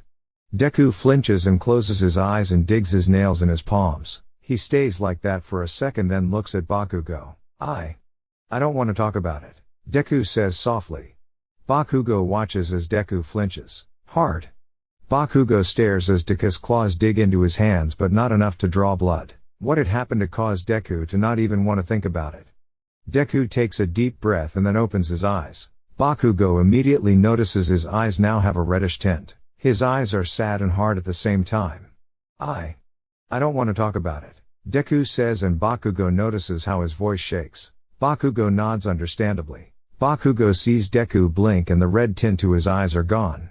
Deku was obviously scared by whatever happened, and with him being in so much pain, Bakugo doesn't want to risk him losing control, or Ryujin attacking him because he upset Deku. Deku relaxes as Bakugo drops the topic. He sits in the bed with a huff. The pills are taking effect. I am tired. Thankfully I will actually be able to sleep tonight. You can stay if you want, but I will be better in a day or two, hopefully before the sports festival. Bakugo nods. He hopes Deku is better by the sports festival too. I'm staying, Bakugo says. Deku smiles softly and lays in bed. He gestures for Bakugo to join him. Deku closes his eyes. The pain is gone and he is exhausted. He feels Bakugo lay down beside him. He is quickly taken by sleep and he is too tired to talk to Ryujin tonight. He sighs slightly as he falls asleep. Deku wakes up late the next morning. Really late. He sits up and glances at the clock, then does a double take. It's nearly 2 p.m. Damn, he slept a lot and yet he still feels like SHT. He sighs. Morning, sleeping beauty, Bakugo says from Deku's desk. Deku looks up and glares at him. Oh, shut up. If you were in my place you would be sleeping in until 2 p.m. too. Deku stands and hisses. He grabs the edge of the bedside table for support. His entire fucking back burns. There is a shuffle and Deku looks up to see Baku hesitantly reaching for him. Bakugo pauses and drops his hand. I'm fine. Just didn't expect it, Deku says. Bakugo gives him a look that says, you sure? Deku nods. Bakugo walks back to the desk and Deku straightens, adjusting to the pain in his back quickly. Of course Ryujin had him in mid-form all night. He still has a fever and he can feel that. It's Wednesday and the sports festival is on Monday. He's pretty sure he will be fine by then. Bakugo tunes and hands him a plate. It is a raw steak. What? Where did you get this? Deku asks, taking it. He is concerned about Bakugo. Bakugo never did anything like this for anyone. Bakugo shrugs. Aizawa. He found out you eat that stuff and brought a few while you were out cold. Deku nods and takes a bite of it. Deku looks out the window as he eats it.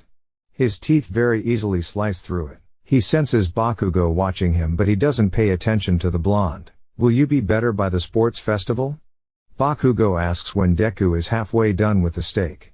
Deku nods and swallows. Yeah. I should be fine in a day or two if I sleep a SHT ton like I just did, Deku said, turning back to Bakugo. Bakugo nods and turns around. The next 2 days are the same. Deku eats and takes the pills and falls asleep for most of the day. Bakugo stays the whole time. He leaves when Deku is asleep though, because every day he has fresh clothes on. Ryujin makes him stay in mid-form the whole time and Deku notices that Bakugo seems to get more comfortable with Deku being in that form. At the end of the 3rd day Deku feels well enough to join classes again. They are just practicing for the sports festival for the rest of the week. Deku follows the other outside to the same cement stage they were at last time. Deku's wing is fully healed with a small scar where his wing had been cut off. He had the ability to fly again and had enough energy to maintain it again. He really was feeling the best he had in weeks. Aizawa stood outside. Welcome back, problem child. You probably know what we're doing, so, because you have been gone for a few days you will show some of us your fighting skills on the dummies. Aizawa points to the training dummies on the stage and Deku groans softly. It was easy. Deku sighs and steps forward. He is in mid-form. He can hear some whispers about how fast his wing healed and he grinned.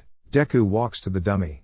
It was the same right as him, but it was made from different materials than he was used to. He slashed at it and it didn't cut. He grinned. He ducked as he pretended to be hit. He rolled under an attack from behind and then jumped, flapping his wings to fly higher, slightly, and he slashed at the neck. Which of this was a real human, they would be dead. He landed and turned. There were a few claps from the class. I want you to fly, Aizawa says, and Deku freezes. Why you? What? Deku asks, stunned. Was he kidding? Aizawa squints. I want you to fly and attack. I haven't seen you fly once. Deku's hands are shaking as he remembers being shot down when he was 6. He starts to shake a bit and he digs his claws into his palms to hide it, but a few people notice. Why, you actually want me to fly? Deku asks just to be certain. Aizawa nods. Deku sighs and turns around, spreading his wings. Aizawa notices how the problem child froze when Aizawa had told him to fly. This kid was obviously scared to fly, but why? He turned to Bakugo and saw a look of understanding. What did Bakugo know that Aizawa didn't? Aizawa had also noticed how Deku had tried to hide his shaking, but with Aizawa having been a pro for years, it was easy to spot. He watches as Deku leapt into the air. Deku wasn't used to flying. The last time he had was the USJ, and before that when he got shot down. He's only flown twice. He faltered, fallying a bit before he centered out to hover. He grinned. It was nice. He turned in the air to look at Aizawa and Bakugo when there was a loud bang from far away. Towards the school. Deku faltered again, falling a few feet from the ground. He gasped as he landed awkwardly and he rolled on the ground. He stood shaking and his eyes wide. He checked himself for wounds but there were none. He breathed a sigh of relief. Aizawa comes up to him. What happened, problem child? Why are you scared to fly? Deku takes a shaky breath and looks up. Then away. I was shot down when I was 6. The heroes knew I wasn't Hawks and thought I was a villain and shot me down. I haven't flown since the USJ and haven't flown since I was shot down before the USJ. Deku says softly. Deku looks up to see ʻiẓawa pinching his nose and sighing deeply. Where were you shot down? And with what? Deku raises his shirt a bit to show the bullet scar. A gun. I was shot with a gun. Ryujin just barely managed to make me move and avoid it hitting my chest. ʻiẓawa nods. You will need to fly in the sports festival if you want to win. I suggest you work on getting over your fear. I'm gonna go talk to some heroes, ʻiẓawa says before turning and walking away. Deku gives him a small smile. Ochako comes running up. Deku, are you okay? Deku nods. Yeah. He was fine. ʻiẓawa was about to go yell at some people and he was happy about that. A few hours later Deku walks out of his dorm. It was dark and he was alright with that. This was the first night that Bakugo hadn't slept in his dorm and it was a relief. It was slightly windy and Deku wanted to follow ʻiẓawa's advice. He was going to fly at night. He walked out of the dorms and stood there with his wings stretched slightly and his head tilted up. His eyes were closed and he was taking in the sense of the night. Are you going to fly or not? A voice says behind Deku and he whirls. Bakugo stands there with his arms and legs crossed leaning against the entrance. Deku relaxes, his wings brushing the ground. Oh. Yeah, just worried I guess. Deku says looking up at the sky. Bakugo sighs and walks to him. Deku stands his ground as he gets close. Bakugo sighs and speaks. Just go. It was once. It's been nearly 10 years. ʻiẓawa has talked to the pros and they said it was a damn mistake. Just go already and get it over with. I want to beat you in the sports festival. Deku gives him a small smile before backing away and turning and leaping into the night air. It felt nice, the wind blowing gently in his face and he felt free. He flew over the city for a while, not getting too close to the ground. He closed his eyes and soared. He sighed and grinned. He was sad he had missed out on this. Hey! I didn't know there would be other birds out tonight. A kind voice says to his left. Deku tilts his head and sees the number 3 hero, Hawks. A kind voice says to his left.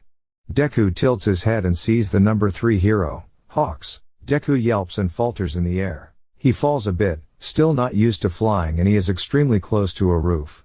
He feels the familiar tug of Ryujin and he manages to flip over and grab a lightning rod on the roof and swing himself into the roof stumbling as he lands. He hears the gentle flap of Hawks's wings and the hero lands. Deku looks up, his heart racing and his breath coming in gasps. Hawks quickly walks over to Deku. Hey little bird, are you alright? I didn't mean to scare you, I just hadn't seen you up here before. He reaches for Deku and Ryujin makes him snarl. Hawks pauses and pulls away. Deku looks down. Sorry, my quirk. This was actually only my second time flying. Deku says, looking up at Hawks' concerned face. Hawks relaxes when he sees Deku is starting to calm down. Hawks tucks in his wings, while Deku stays slightly stretched out in terror. Well, you look to be a high school student, so why is this your second time flying? Should you know your quirk completely before the entrance exam, little bird? Hawks asks curiously. Deku grimaces. Yeah, it's because of you that I've only flown twice. Deku says looking over to his right at the busy street below them. He turns back to Hawks who has a confused and worried look. Deku waves his hand scratching the back of his neck. Not you directly. It was heroes. I flew once when my quirk manifested and I was shot down because they knew that I wasn't you so. Deku trails off looking away. Hawks thinks. You haven't flown since then, have you? Hawks asks. Deku shakes his head. No. I was too scared too, but ʻiẓawa is making me for the sports festival. I figured I would start at night since it's harder to see someone flying. Deku says. Hawks takes a step towards him and holds out his hand. Deku looks at him in confusion. Well, if it makes you feel better, you could fly with me tonight. Deku smiles and eagerly takes Hawks' hand. Hawks leapt off the edge and Deku followed. He flings open his wings when Hawks does and they soar over the cars. Some up at THM and it worries Deku, but Hawks just grins at him. They soar over the city for an hour while Deku gets used to his flight. Hawks teaches him some things, like how to land, how to soar, how to dodge mid-air, and how to dive. They eventually have to part, agreeing to meet up every night until the sports festival for training. Deku carefully and quietly land at the front of the dorms at 5 in the morning. Deku is tired and school starts in 3 hours. Bakugo comes jogging up behind Deku panting softly. Damn nerd, were you out all night? Bakugo asks looking at Deku. Deku nods. Yeah. I met Hawks and now I'm training with him till the sports festival. I will be out at nights now, Deku says as they walk inside together. No one else is awake and Deku flops on the couch sighing tiredly. Bakugo notes how exhausted Deku is. He immediately lays down on the couch and oases out. He sighs and goes to change out of his running clothes. When he comes back, Deku is still asleep. He goes and decides to make some breakfast for Deku. He obviously needs the energy. Bakugo starts to cook and Deku doesn't wake up. A few of his classmates come in, and they make sure not to wake Deku up. Deku finally wakes up when Bakugo is nearly done. Deku walks to Bakugo and Bakugo turns and hands him a plate of food. Deku stares down at it confused for a second. Huh? What's this for? Deku asks, looking up at Bakugo. To eat, dumbass. You're obviously tired and we still have to train today, Bakugo says scoffing while turning around. Deku eats it even though it's not the greatest to him. Bakugo makes enough food for some other people. They go to their classes when it is time. They are all preparing for the sports festival and that's simple.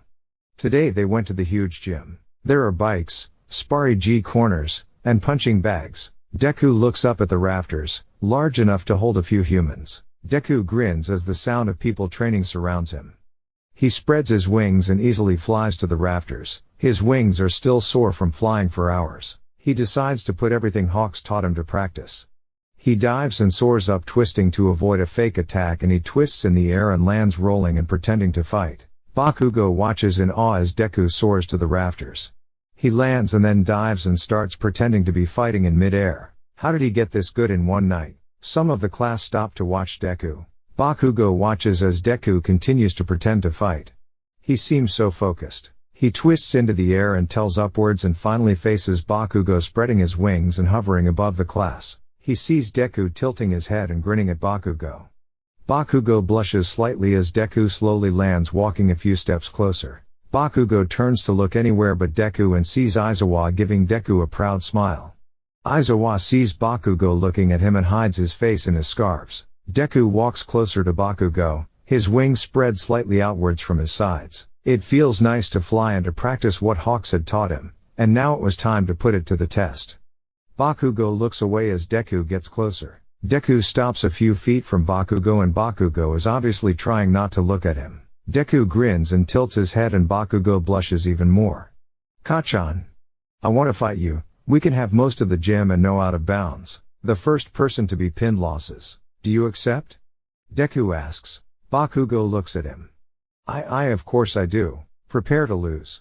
Bakugo yells. Deku just grins and takes a step back, spreading his wings and flying backwards. Almost the entire class stops training to watch the fight take place. The people watching go to stand near Aizawa, to make sure to give the two boys the most amount of space they can. Deku is nearly 100 feet from Bakugo. Bakugo grins and goes into a battle position.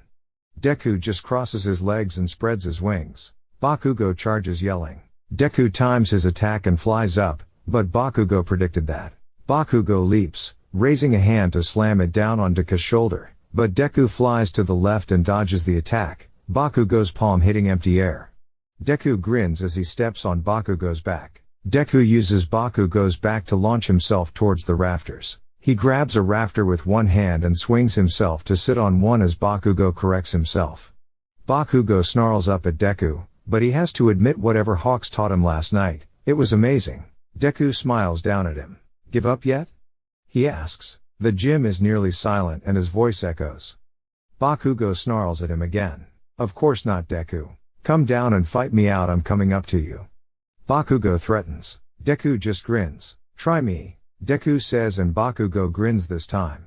Bakugo uses an explosion to launch himself up and he lands next to Deku before he has time to move. He grabs one of Deku's wings and punches him down.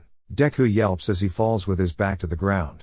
If he didn't center, his back would hit the ground. It wouldn't kill him, but it might dislocate a wing. He immediately sees what Hawks taught him yesterday. They were standing a roof. A different one this time. Hawks stood a few feet from him. Deku was panting slightly and Hawks was grinning. One last thing. This is important because it could save your life in the air. If you ever are falling to the ground with your back to the ground, you need to flip over. If you don't, you will either dislocate a wing or break your neck or spine. Deku pales and looks up at him. So how do I flip over? Deku asks. Hawks grins. You tip your body weight to one side, gravity will force you to face the ground again. You can then soar backwards like I taught you. The memory fades and Deku is falling towards the ground again with Bakugo grinning at him. Bakugo jumps after him. Deku's face goes emotionless as he focuses. He tips his body weight to the right. Hawks was correct and this forces Deku to flip over and he soars back as Bakugo pales as Deku soars backwards away from Bakugo. Bakugo falls to the ground stumbling as Deku hovers panting slightly. Bakugo whirls to glare at him. What the hell was that, Deku? How the hell did you do that? Bakugo yells. Deku responds simply grinning at his accomplishment. Hawks. He dives and he aims for Bakugo's back. Bakugo only has time to give Deku a look of fear as Deku slams his foot between Bakugo's shoulder blades. Bakugo yelps this time and Deku grabs his arms and pins Bakugo to the ground, his wings spread behind him. I win. Deku says and it echoes. There is complete silence before the gym erupts in applause from his classmates. He looks up and stands grinning. Bakugo stands behind him. Bakugo has to admit, even to himself, that Deku is good. He only has a night of flight practice and he already beat Bakugo. Even though he lost, horribly, Deku was amazing and it was incredible how he had flipped mid-air. Bakugo looks at Deku's back and where his wings come from his gym uniform. He reaches out and touches the bridge of Deku's wings before he can think and Deku stops talking to Ida and stiffens. He looks behind him at Bakugo and Bakugo can tell he is flushed. Kei-chan? What are you doing? Deku asks. Bakugo quickly retracts his arm. Nothing, you damn nerd, he says storming out, and he could feel Deku's eyes on his back. Deku walks out of the dorms again late at night just like Hawks had said they should. He hears movement in the common room just as he is walking out of it. He turns and sees Bakugo sitting on the couch waiting for him. Where are you going? He says and Deku shrugs. Training with Hawks. Bakugo glares at him. What the hell is he teaching you? How did you beat me today? Bakugo says aggressively. Deku looks at him and sighs. He's teaching me to fly and fight. You can come with if you want. I can take you. Deku says taking a step back. Bakugo gives him a startled look. Deku doesn't say anything as he turns and walks out. He opens the door to the dorms as he listens to Bakugo's footsteps behind him. Deku walks a bit from the building pretending he can't hear Bakugo and spreads his wings preparing to take off. Wait. I'll come damn nerd. If you can carry me of course. Bakugo yells jogging up to him. Deku grins for a moment before turning and walking to Bakugo. I can. Deku says, grabbing him from behind. Bakugo protests but Deku throws open his wings and soars up. Bakugo yelps and closes his eyes and Deku grins. Deku flies over the city and he can feel Bakugo trembling a bit. His eyes are still closed. Kachan look. Deku says looking over the city. Bakugo slowly does so and Deku feels him hold his breath as he looks over the city at night. Whoa. Bakugo whispers making Deku grinning even more. Beautiful isn't it? I missed out on this a lot and Hawk stays with me so I've started to become comfortable with flying. Deku says as he hears Hawks fly up to him. He tilts his head at Hawks to acknowledge he had heard him. Hey little bird, you brought someone today, Hawks says over the wind as Bakugo looks at him. Deku nods and grins. They reach their roof and Deku lands properly. He lets Bakugo go and he yawns and stretches as Bakugo stares at him. What are we doing today? Deku asks. Hawks shrugs Tuesdaying high wings in. I figured that we could fight today. Aizawa told me that you fought your classmate and won. I wanted to see what you had learned. Hawks says and Bakugo snarls softly. Deku grins and goes into a battle stance and so does Hawks. Alright, let's go. Deku challenges and Hawks flies up and tries to attack from behind but Deku wiles and attempts to swipe Hawks off his feet but Hawks had predicted that. Hawks leaps in and hits Deku's chaise making him stumble. Gah! Deku yelps, stumbling back as Hawks charge again. Bakugo is watching in fascination as Deku has to keep fending Hawks off and not being able to make a single move. Deku gets hit a lot and Hawks is easily dodging Deku's few attempts at an attack. Deku keeps twisting, his dragon instincts barely able to keep up with Hawks. He gasps as he fights Ryujin for control. He falls to his knees and Hawks stops attacking him. Deku pants and stands up slowly. He looks at Hawks. Always protect your neck, chests and head at all times. That will prevent you from being really hurt, alright little bird? Other than that you've gotten much better. Hawks says smiling. Deku nods and remembers the tips. Alright. Thanks. Are we going to do anything else? Deku asks. Hawks shakes his head. Sorry little bird, but I have been requested for a mission until the sports festival, so I can't train you anymore. Just remember what I taught you and keep practicing. I'll see you after the sports fest. Hawks says, waving and flying off. Deku waves and turns to Bakugo, who is staring at him in awe and amazement. Let's go back, Deku says. Bakugo nods and lets out a startled gasp when Deku grabs him from behind and they soar up, and Bakugo enjoys the scene. The lights of the city are beautiful, and the cars and wind add a nice ambience. He looks up at Deku. Deku is smiling slightly as he flaps his wings, and they both are silent as they listen to the night sounds. Bakugo can't help but admire Deku. Deku looks down at him and gives him a startled look when he realizes that Bakugo is staring at him. They both look away, blushing and staring into the night. Bakugo looks over the buildings as they rush by, and he loves this. He wished that he could fly. They are silent the whole way back to the dorms. Deku sets Bakugo down gently and Bakugo snarls at him, and Deku raises his arms into the air. Bakugo turns, blushing and walking away. Deku smiles softly after him and walks behind him. Slower. Bakugo whirls. Are you following me, you damn nerd? Deku grins at him and points to the door. Of course not, Kachan. Why would I want to do that? I'm going to my dorm and we have the same dorm building. It's kinda hard not to follow you when we are going to the same place. Deku walks past him and Bakugo watches him, thankfully that the darkness masks his blush. Deku turns away from Bakugo and enters the building. Bakugo watches for a second, staring after him. Bakugo groans and puts a hand to his face. Why had he said that? Why was he so stupid? Bakugo stays like that for a minute before he goes to his dorm following Deku. Over the next few days leading up to Monday, Deku trains in the gym after school hours and Bakugo watches him. During school hours he practices with the class, and Aizawa has been giving him pointers with his flying, after Hawks had told Aizawa that he wouldn't be able to train Deku until after the sports festival. Deku had no idea what mission Hawks was on, and it makes him curious. Deku has gotten much better at flying, nearly invincible in the class, except Aizawa of course. Deku also works on hand-to-hand combat in case his quirk won't do well in the sports festival. He trains with Bakugo mostly, always winning, but sometimes he fights with Kirishima or Mina. Deku hasn't taken any nighttime flights since he brought Bakugo. Bakugo is amazed at how much progress Deku has made. It was Sunday night and everyone was nervous for the day ahead after much training that day. Bakugo sits on the couch watching Deku talk to Ida. Mina and Kirishima sat by Bakugo. Mina nudges Bakugo and Bakugo hisses at her. You like him, don't you? Mina sings. Bakugo quickly looks over to make sure Deku didn't hear anything. It seems he didn't, and Bakugo turns and snarls at Mina. Raccoon eyes. I don't know what you're talking about, he says, glaring at her. Kirishima grins and looks at him. Hey man, it's kinda obvious. You're always by him, and refuse to fight anyone else. You were with him a few nights. It's cool if you like him. He is an amazing person, Kirishima says, looking at Deku. Bakugo blushes and turns away when Deku turns and looks right at them. Deku grins and waves and turns back to Ida as Kirishima waves back. Mina elbows him again. You do like him? Mina shrieks. Bakugo snarls, looking around, but no one seems to have heard her. Bakugo sighs. I guess, he says, slumping into the couch.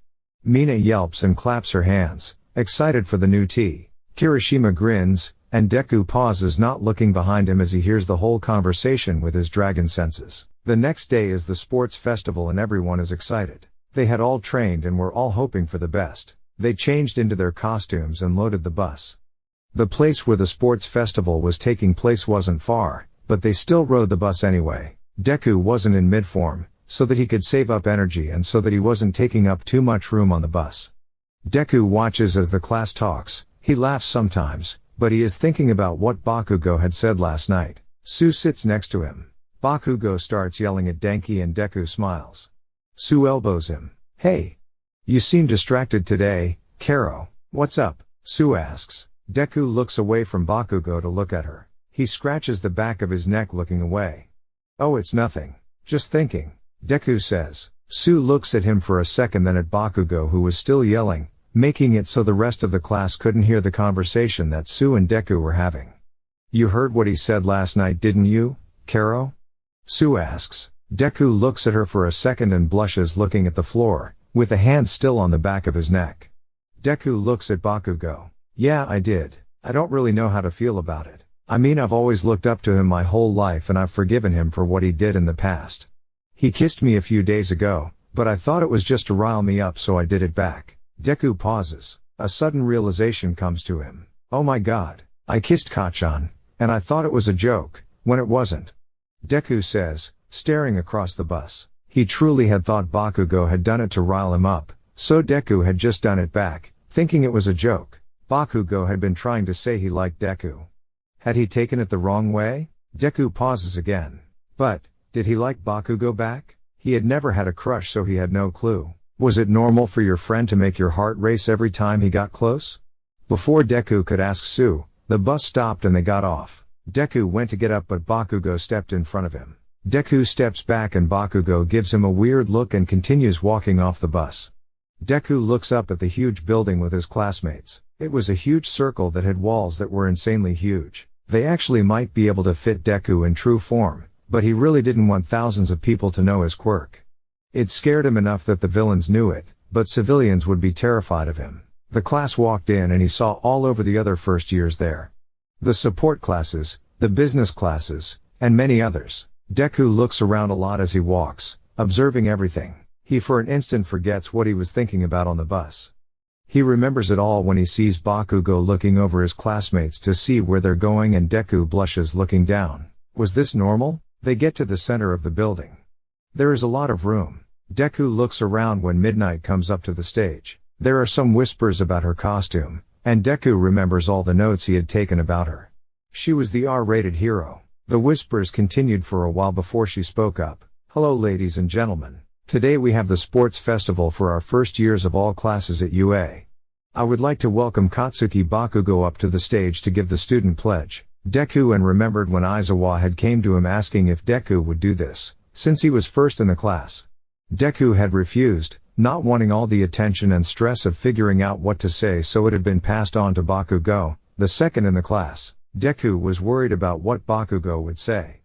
Midnight moved away as Bakugo came up to the stage. He starts to speak. I just want to say, I'm going to win. Deku's hand connected with his forehead as the rest of the students on the field were booing. Deku sighs. He could have done better in just 10 minutes of thinking than what Bakugo had said. Deku looks back up. Bakugo was walking down the stage as most of the crowd booed him. Bakugo didn't seem to care. Midnight took the kick again, waiting for everyone to be quiet. It took a while, but there was silence once more. As you know, there are 3 events. I won't tell you what they are yet, but the last one you all know, as one-on-one. I hope you all trained. We shall spin the wheel to see what our first even is. A wheel appears on the screen when Midnight is done talking. Deku watches in apprehension. The wheel slows and lads on. Obstacle course. Deku sighs. That should be easy. He could just fly over everything. Alright, an obstacle course. For this obstacle course you will have to run 4 kilometers and avoid all of the obstacles. Quirks are allowed as long as you don't leave the course. The obstacles will be a surprise. Make it to the end, and you pass. The first 42 shall move on. You have 5 minutes until the gates open. Midnight finishes explaining. The whole body of students dispersed. Deku starts to stretch, knowing that he will rock this. Their timer starts on the big screen and Deku looks at it. He grins. He will activate his quirk when there is 1 minute left, so that the crowd can be confused, yet amazed. He turns back to face the gates when he sees Bakugo staring at him. Bakugo turns away and Deku does too, overthinking. The timer just 1 minute and he goes into mid-form, stretching his wings, to the maximum wingspan to get people's attention, and it works. Oh my. What kind of quirk is that? To be able to have wings and horns? That's amazing. Present Mike spectates. Deku looks up and gives him a sharp-toothed grin and sees the heavily bandaged Aizawa giving him a proud look under the wrappings. Deku barely had time to register this before the timer goes off and the gate opens. Deku soars up over the crowd of students. He dives down to fit in the tunnel, careful not to hit anyone with his wings, but due to his speed he is just ahead to not risk hurting anyone. He soars into the tunnel and up into open space. Giant robots from the entrance exam loom in front of him. He stares as Mike announces. That right, ladies and gentlemen, the school has allowed us to use the same robots from TEJ entrance exam here. They are easy to defeat, but let's see how our airborne listener handles these. Deku quickly thinks as one charges for him. He hears Bakugo yell as it swings at him. Deku dives and soars up the arm and around to the face of the robot. He steps over its other arm when it swings at him and he soars over it, leaving it for the other students. He grins as they pause. He soars past the other ones with ease, dodging their slow attacks. He gets to the ropes and just grins. Oh my! Our airborne friend has left the others in the dust. They are still fighting while he reaches the second obstacle. The fall. Students must go over a tight rope and not fall into the pit below. This will be easy for our airborne friend, but what about the others? Mike announces as Deku grins. Deku dives a bit and flaps his wings and easily soars over the pit. He grins as others stop and have to be slow. He hears Bakugo yell, and hears the familiar popping of Bakugo's explosion as he propels himself over the pit too. The only difference between Deku flying and Bakugo propelling himself is that Deku can fly continuously and Bakugo has to land a few times to keep airborne for a long time. Deku grins as Bakugo runs below him. The boy with the red and white hair follows close behind Bakugo. Deku hits a straightaway and doesn't stop. He hears an explosion, but it sounds different than Bakugo's. He turns his head and sees purple smoke. The final obstacle is a minefield. Try not to step on them. They won't hurt you, but they will stop you for a moment, and that moment may be crucial. Deku turns around again, soaring ahead of everyone else. He passes the minefield quickly and without harm, being the first one in the tunnel. He dives, lowers and tucks his wings in a bit and makes it out, soaring back into the open area, and the crowd cheers for him as he hovers. He lands lightly and tucks his wings in. He looks at the screen and sees himself first. He grins and the boy with white and red hair comes up behind him panting slightly. Shoto Todoroki is second, meaning the boy behind Deku is Shoto. Bakugo came third, barely. Deku stands there and waits as all of Class 1A passes and a few people from the rest of the course. The crowd cheers for everyone. The first 42 people passed, meaning that Deku will move on. He grins. He has passed the first round. The next round is a cavalry battle. They have 15 minutes to assemble a team. Deku walks around in midform, looking for people who might be good as his teammates. He starts thinking about their quirks and how they are with strategizing. He finds a few members for his team. He's the horse. Because of his wings, he can easily lift them into the air to get away. Ochako and Mei on his sides. They insisted on helping him fly in case he can't because of the fact he is carrying them. He had accepted, because he thought it was nice and that he probably wouldn't be able to spread his wings much. The rider is Tokoyami, because he can use Dark Shadow to grab the headbands. The round starts and they start to run around. They make sure to stay away from the others since they have more than 10 million points. They aren't able to grab any and they put their plan together, of fleeing and letting the others fight it out. A few times Deku has to fly up, and of course his wings can't spread fully, so Ochako and Mei have to help him. Ochako's and Mei's headbands get taken, but they had Deku's and Tokoyami's headbands still. With 5 minutes left they were struggling to flee because it was the top teams left. Bakugo's group was cornering them between the out-of-bounds line. They try to get into the air to get away, but one of their engines on Mei's side was broken. They were stuck. Todoroki's team comes up behind them and takes Deku's headband. The buzzer sounds and time is up. Deku looks at the standings and grins. The first team was his, Todoroki's, then Bakugo's. There was shocked silence from the rest of the class. Todoroki stares at him confused and Tokoyami hands him the 10 million point headband that had been in Dark Shadow's mouth. Deku walks to Todoroki. Sorry, but the headband was an extra we snagged. We put the 10 million points in Dark Shadow's mouth and I put the extra on to make it seem like someone else had grabbed it. Good luck though, Deku says, tucking in his wings and walking away for the break before the 1v1. He doesn't watch the games that happen during the break, but he's resting the whole time. He's glad he's winning so far, but he doesn't know how much longer it will last. Deku goes for a nap, knowing he will need the energy, and he eats too, sitting in the break room by himself. He's on his phone when the door opens quietly and Todoroki comes in. Deku lifts his head slightly and looks at him. Hey. Sorry about earlier, Deku says, and Shoto just nods. Deku takes that as a sign he doesn't want to talk to Deku and he goes back to his phone, snacking on a jerky stick. Todoroki watches him for a while, in silence. So what's up with your quirk? Todoroki asks and Deku looks up. What are you specifically asking? Deku asks, looking up again. How does it work? Is it a short time? How do you change completely? Does the full transformation hurt? Todoroki asks. Deku pauses, not knowing if he should share before the 1v1 battles. He decides he can win either way. Well, I need energy to use my quirk, Deku says, holding up the half-eaten meat stick. Napping and eating meat helps replenish my energy the most. Mid-form takes a fraction of my energy and full transformation takes almost all of it. It's like an energy bar in a video game. Sprinting takes a small portion, while a special attack will take it all, Deku says, and Todoroki nods, watching, listening, and not showing any emotion. I can change by will, but my quirk is kinda like Tokoyami's. I share my quirk with another half and his name is Ryujin. He helps me maintain my energy and helps me shift. He has the dragon form, and almost lends it to me. And yes, it does hurt like hell to have all your bones broken and rearranged, Deku says, and he swears. Shoto winces at the last sentence. How does your quirk work? I've never seen you use your fire, Deku asks, and Shoto is quiet for a long time. He puts a hand to the scarred portion of his face. My father did this to me. He made my mother pour boiling water on my face. They had an arranged marriage between them because my mom's family needed money. He has abused her and our family for years. I refuse to use his fire, Shoto says, and now Deku doesn't feel bad for trauma dumping. Oh. Deku says, and he wants to say more, but the bell for the last even sounds and Deku stands and starts to walk to the door as Shoto follows him. I just want to say, it's your quirk, not his, Deku says before leaving the room, and Shoto pauses, watching him leave and tuck his wings in. The first match is between Deku and a purple-haired kid. The crowd cheers as Deku enters and he smiles, spreading his wings, and the purple-haired kid glares. The match starts and Deku grins at the kid. Shinso, apparently.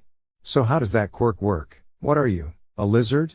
Shinso asks, sneering. Deku opens his mouth to speak when a list of green smoke makes a muzzle over his mouth, not allowing him to speak, and Deku knows Ryujin knows how the other kid's quirk works. Shinso glares as Deku doesn't respond and yells more, trying to jest him into speaking. Deku doesn't speak, thanks to Ryujin's help, and fights Shinso. Deku throws him out of bounds and the buzzer goes off and the smoke fades and he can speak again.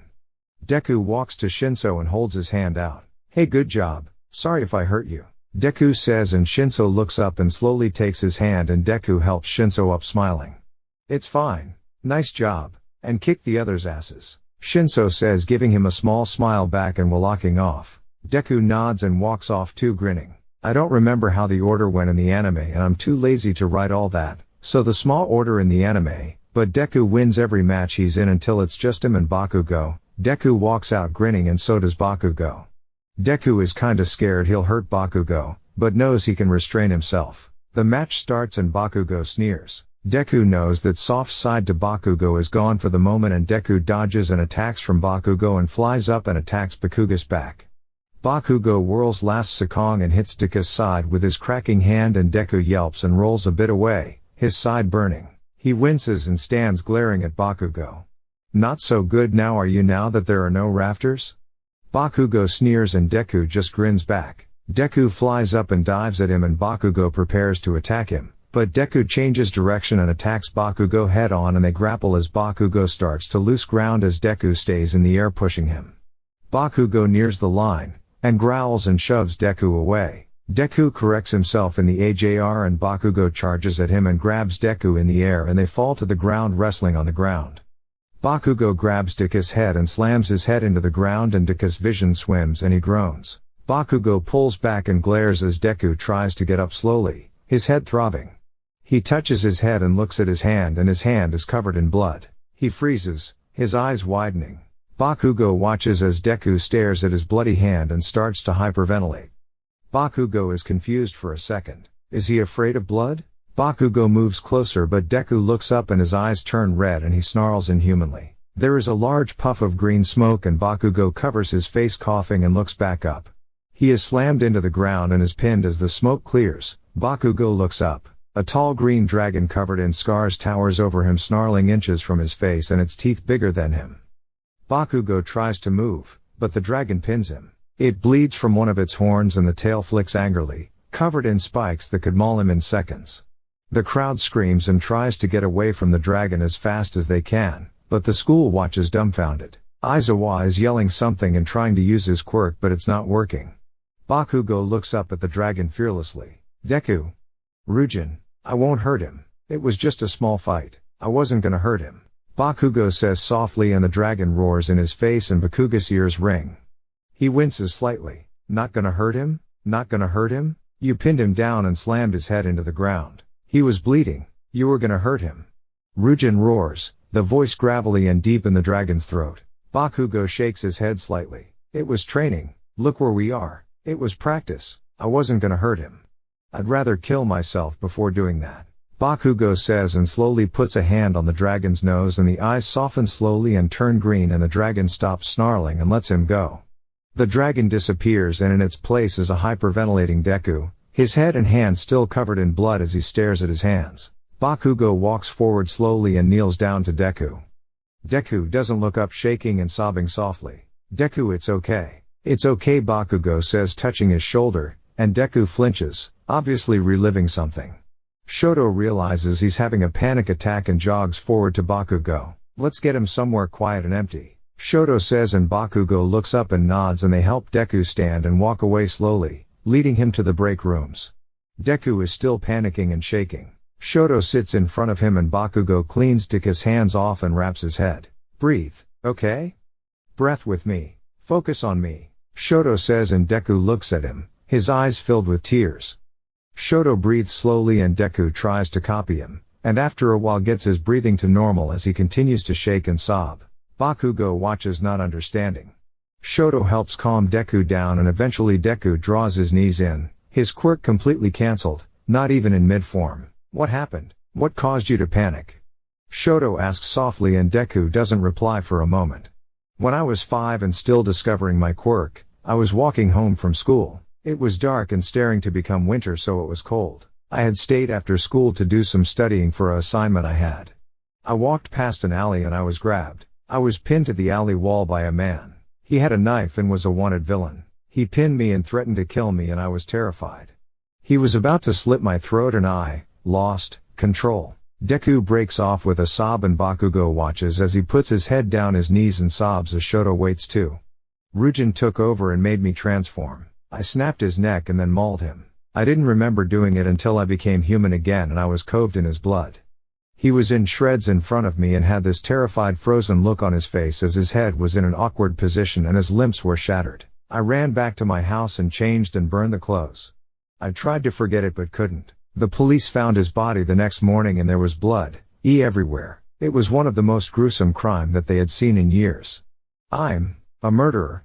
The blood reminded me of that. Deku says and Bakugo stares in horror at this. Deku had killed someone. Deku continues to sob and Shoto rubs his back and looks at Bakugo. Is that why you're terrified of hurting people with your quirk?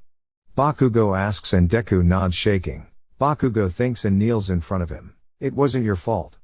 Ryujin knew you had no other choice and did his best to protect you. Bakugo says softly and wipes his tears. Deku gives him a weak smile and leans into his hand. Bakugo gives him a weak smile back. We have the awarding ceremony and then we can go home, okay? Bakugo says and Deku nods, wiping his face and standing, and Bakugo walks by his side. Deku looks down as they walks and the crowd, having been reassured, cheered as the top 3 walk out together. Bakugo side-eyes Deku and Deku's looking down and playing with his wrists and Bakugo says nothing and continues walking to the podium. They stand there and All Might gives them their reward, smiling and yelling as usual. This makes Deku smile a bit. Once they get back on the bus, that smile fades however. Bakugo watches as the bus is quiet and everyone watches Deku. Aizawa watches Deku closely but Deku just stares at his lap, his expression tired. Bakugo watches and gets off the bus. Deku follows behind him, acting the same as before and not showing emotion. The class is exhausted and they go to their dorms immediately. Deku starts to walk to his dorm, but Bakugo takes his arm, firmly, but not an aggressive touch.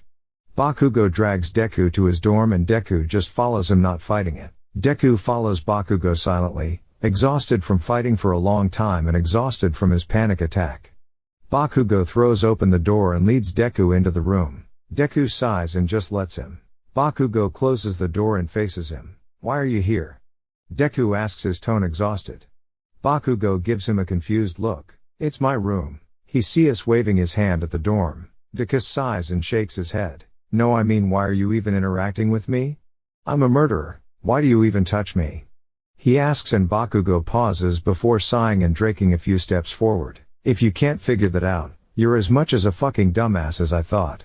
Bakugo says, and Deku opens his mouth to speak, but Bakugo grabs his jaw and tilts his face up and kisses him. He pulls away after a second, panting. That's why, Deku, he says, and Deku looks at him stunned. Deku shakes his head in disbelief. Why? I'm a monster, I have a monster in me, I could kill you. Deku says, and Bakugo makes him look up. Bakugo looks directly into his eyes. Because I like you. I don't care who you are or what you are. I have liked you. I think you're badass, and that man got what he deserved. He would have done worse to you if you hadn't done what you did. Bakugo says softly, and Deku stares at him before breaking into a smile, tearing up. Bakugo rolls his eyes as Deku hugs him tightly. Thanks, Kachan. Deku says softly. Bakugo rolls his eyes and holds him and puts his chin on Deku's hair. He was happy. Things were over for now. Nothing was going to happen for a while. And that was fine. They were fine.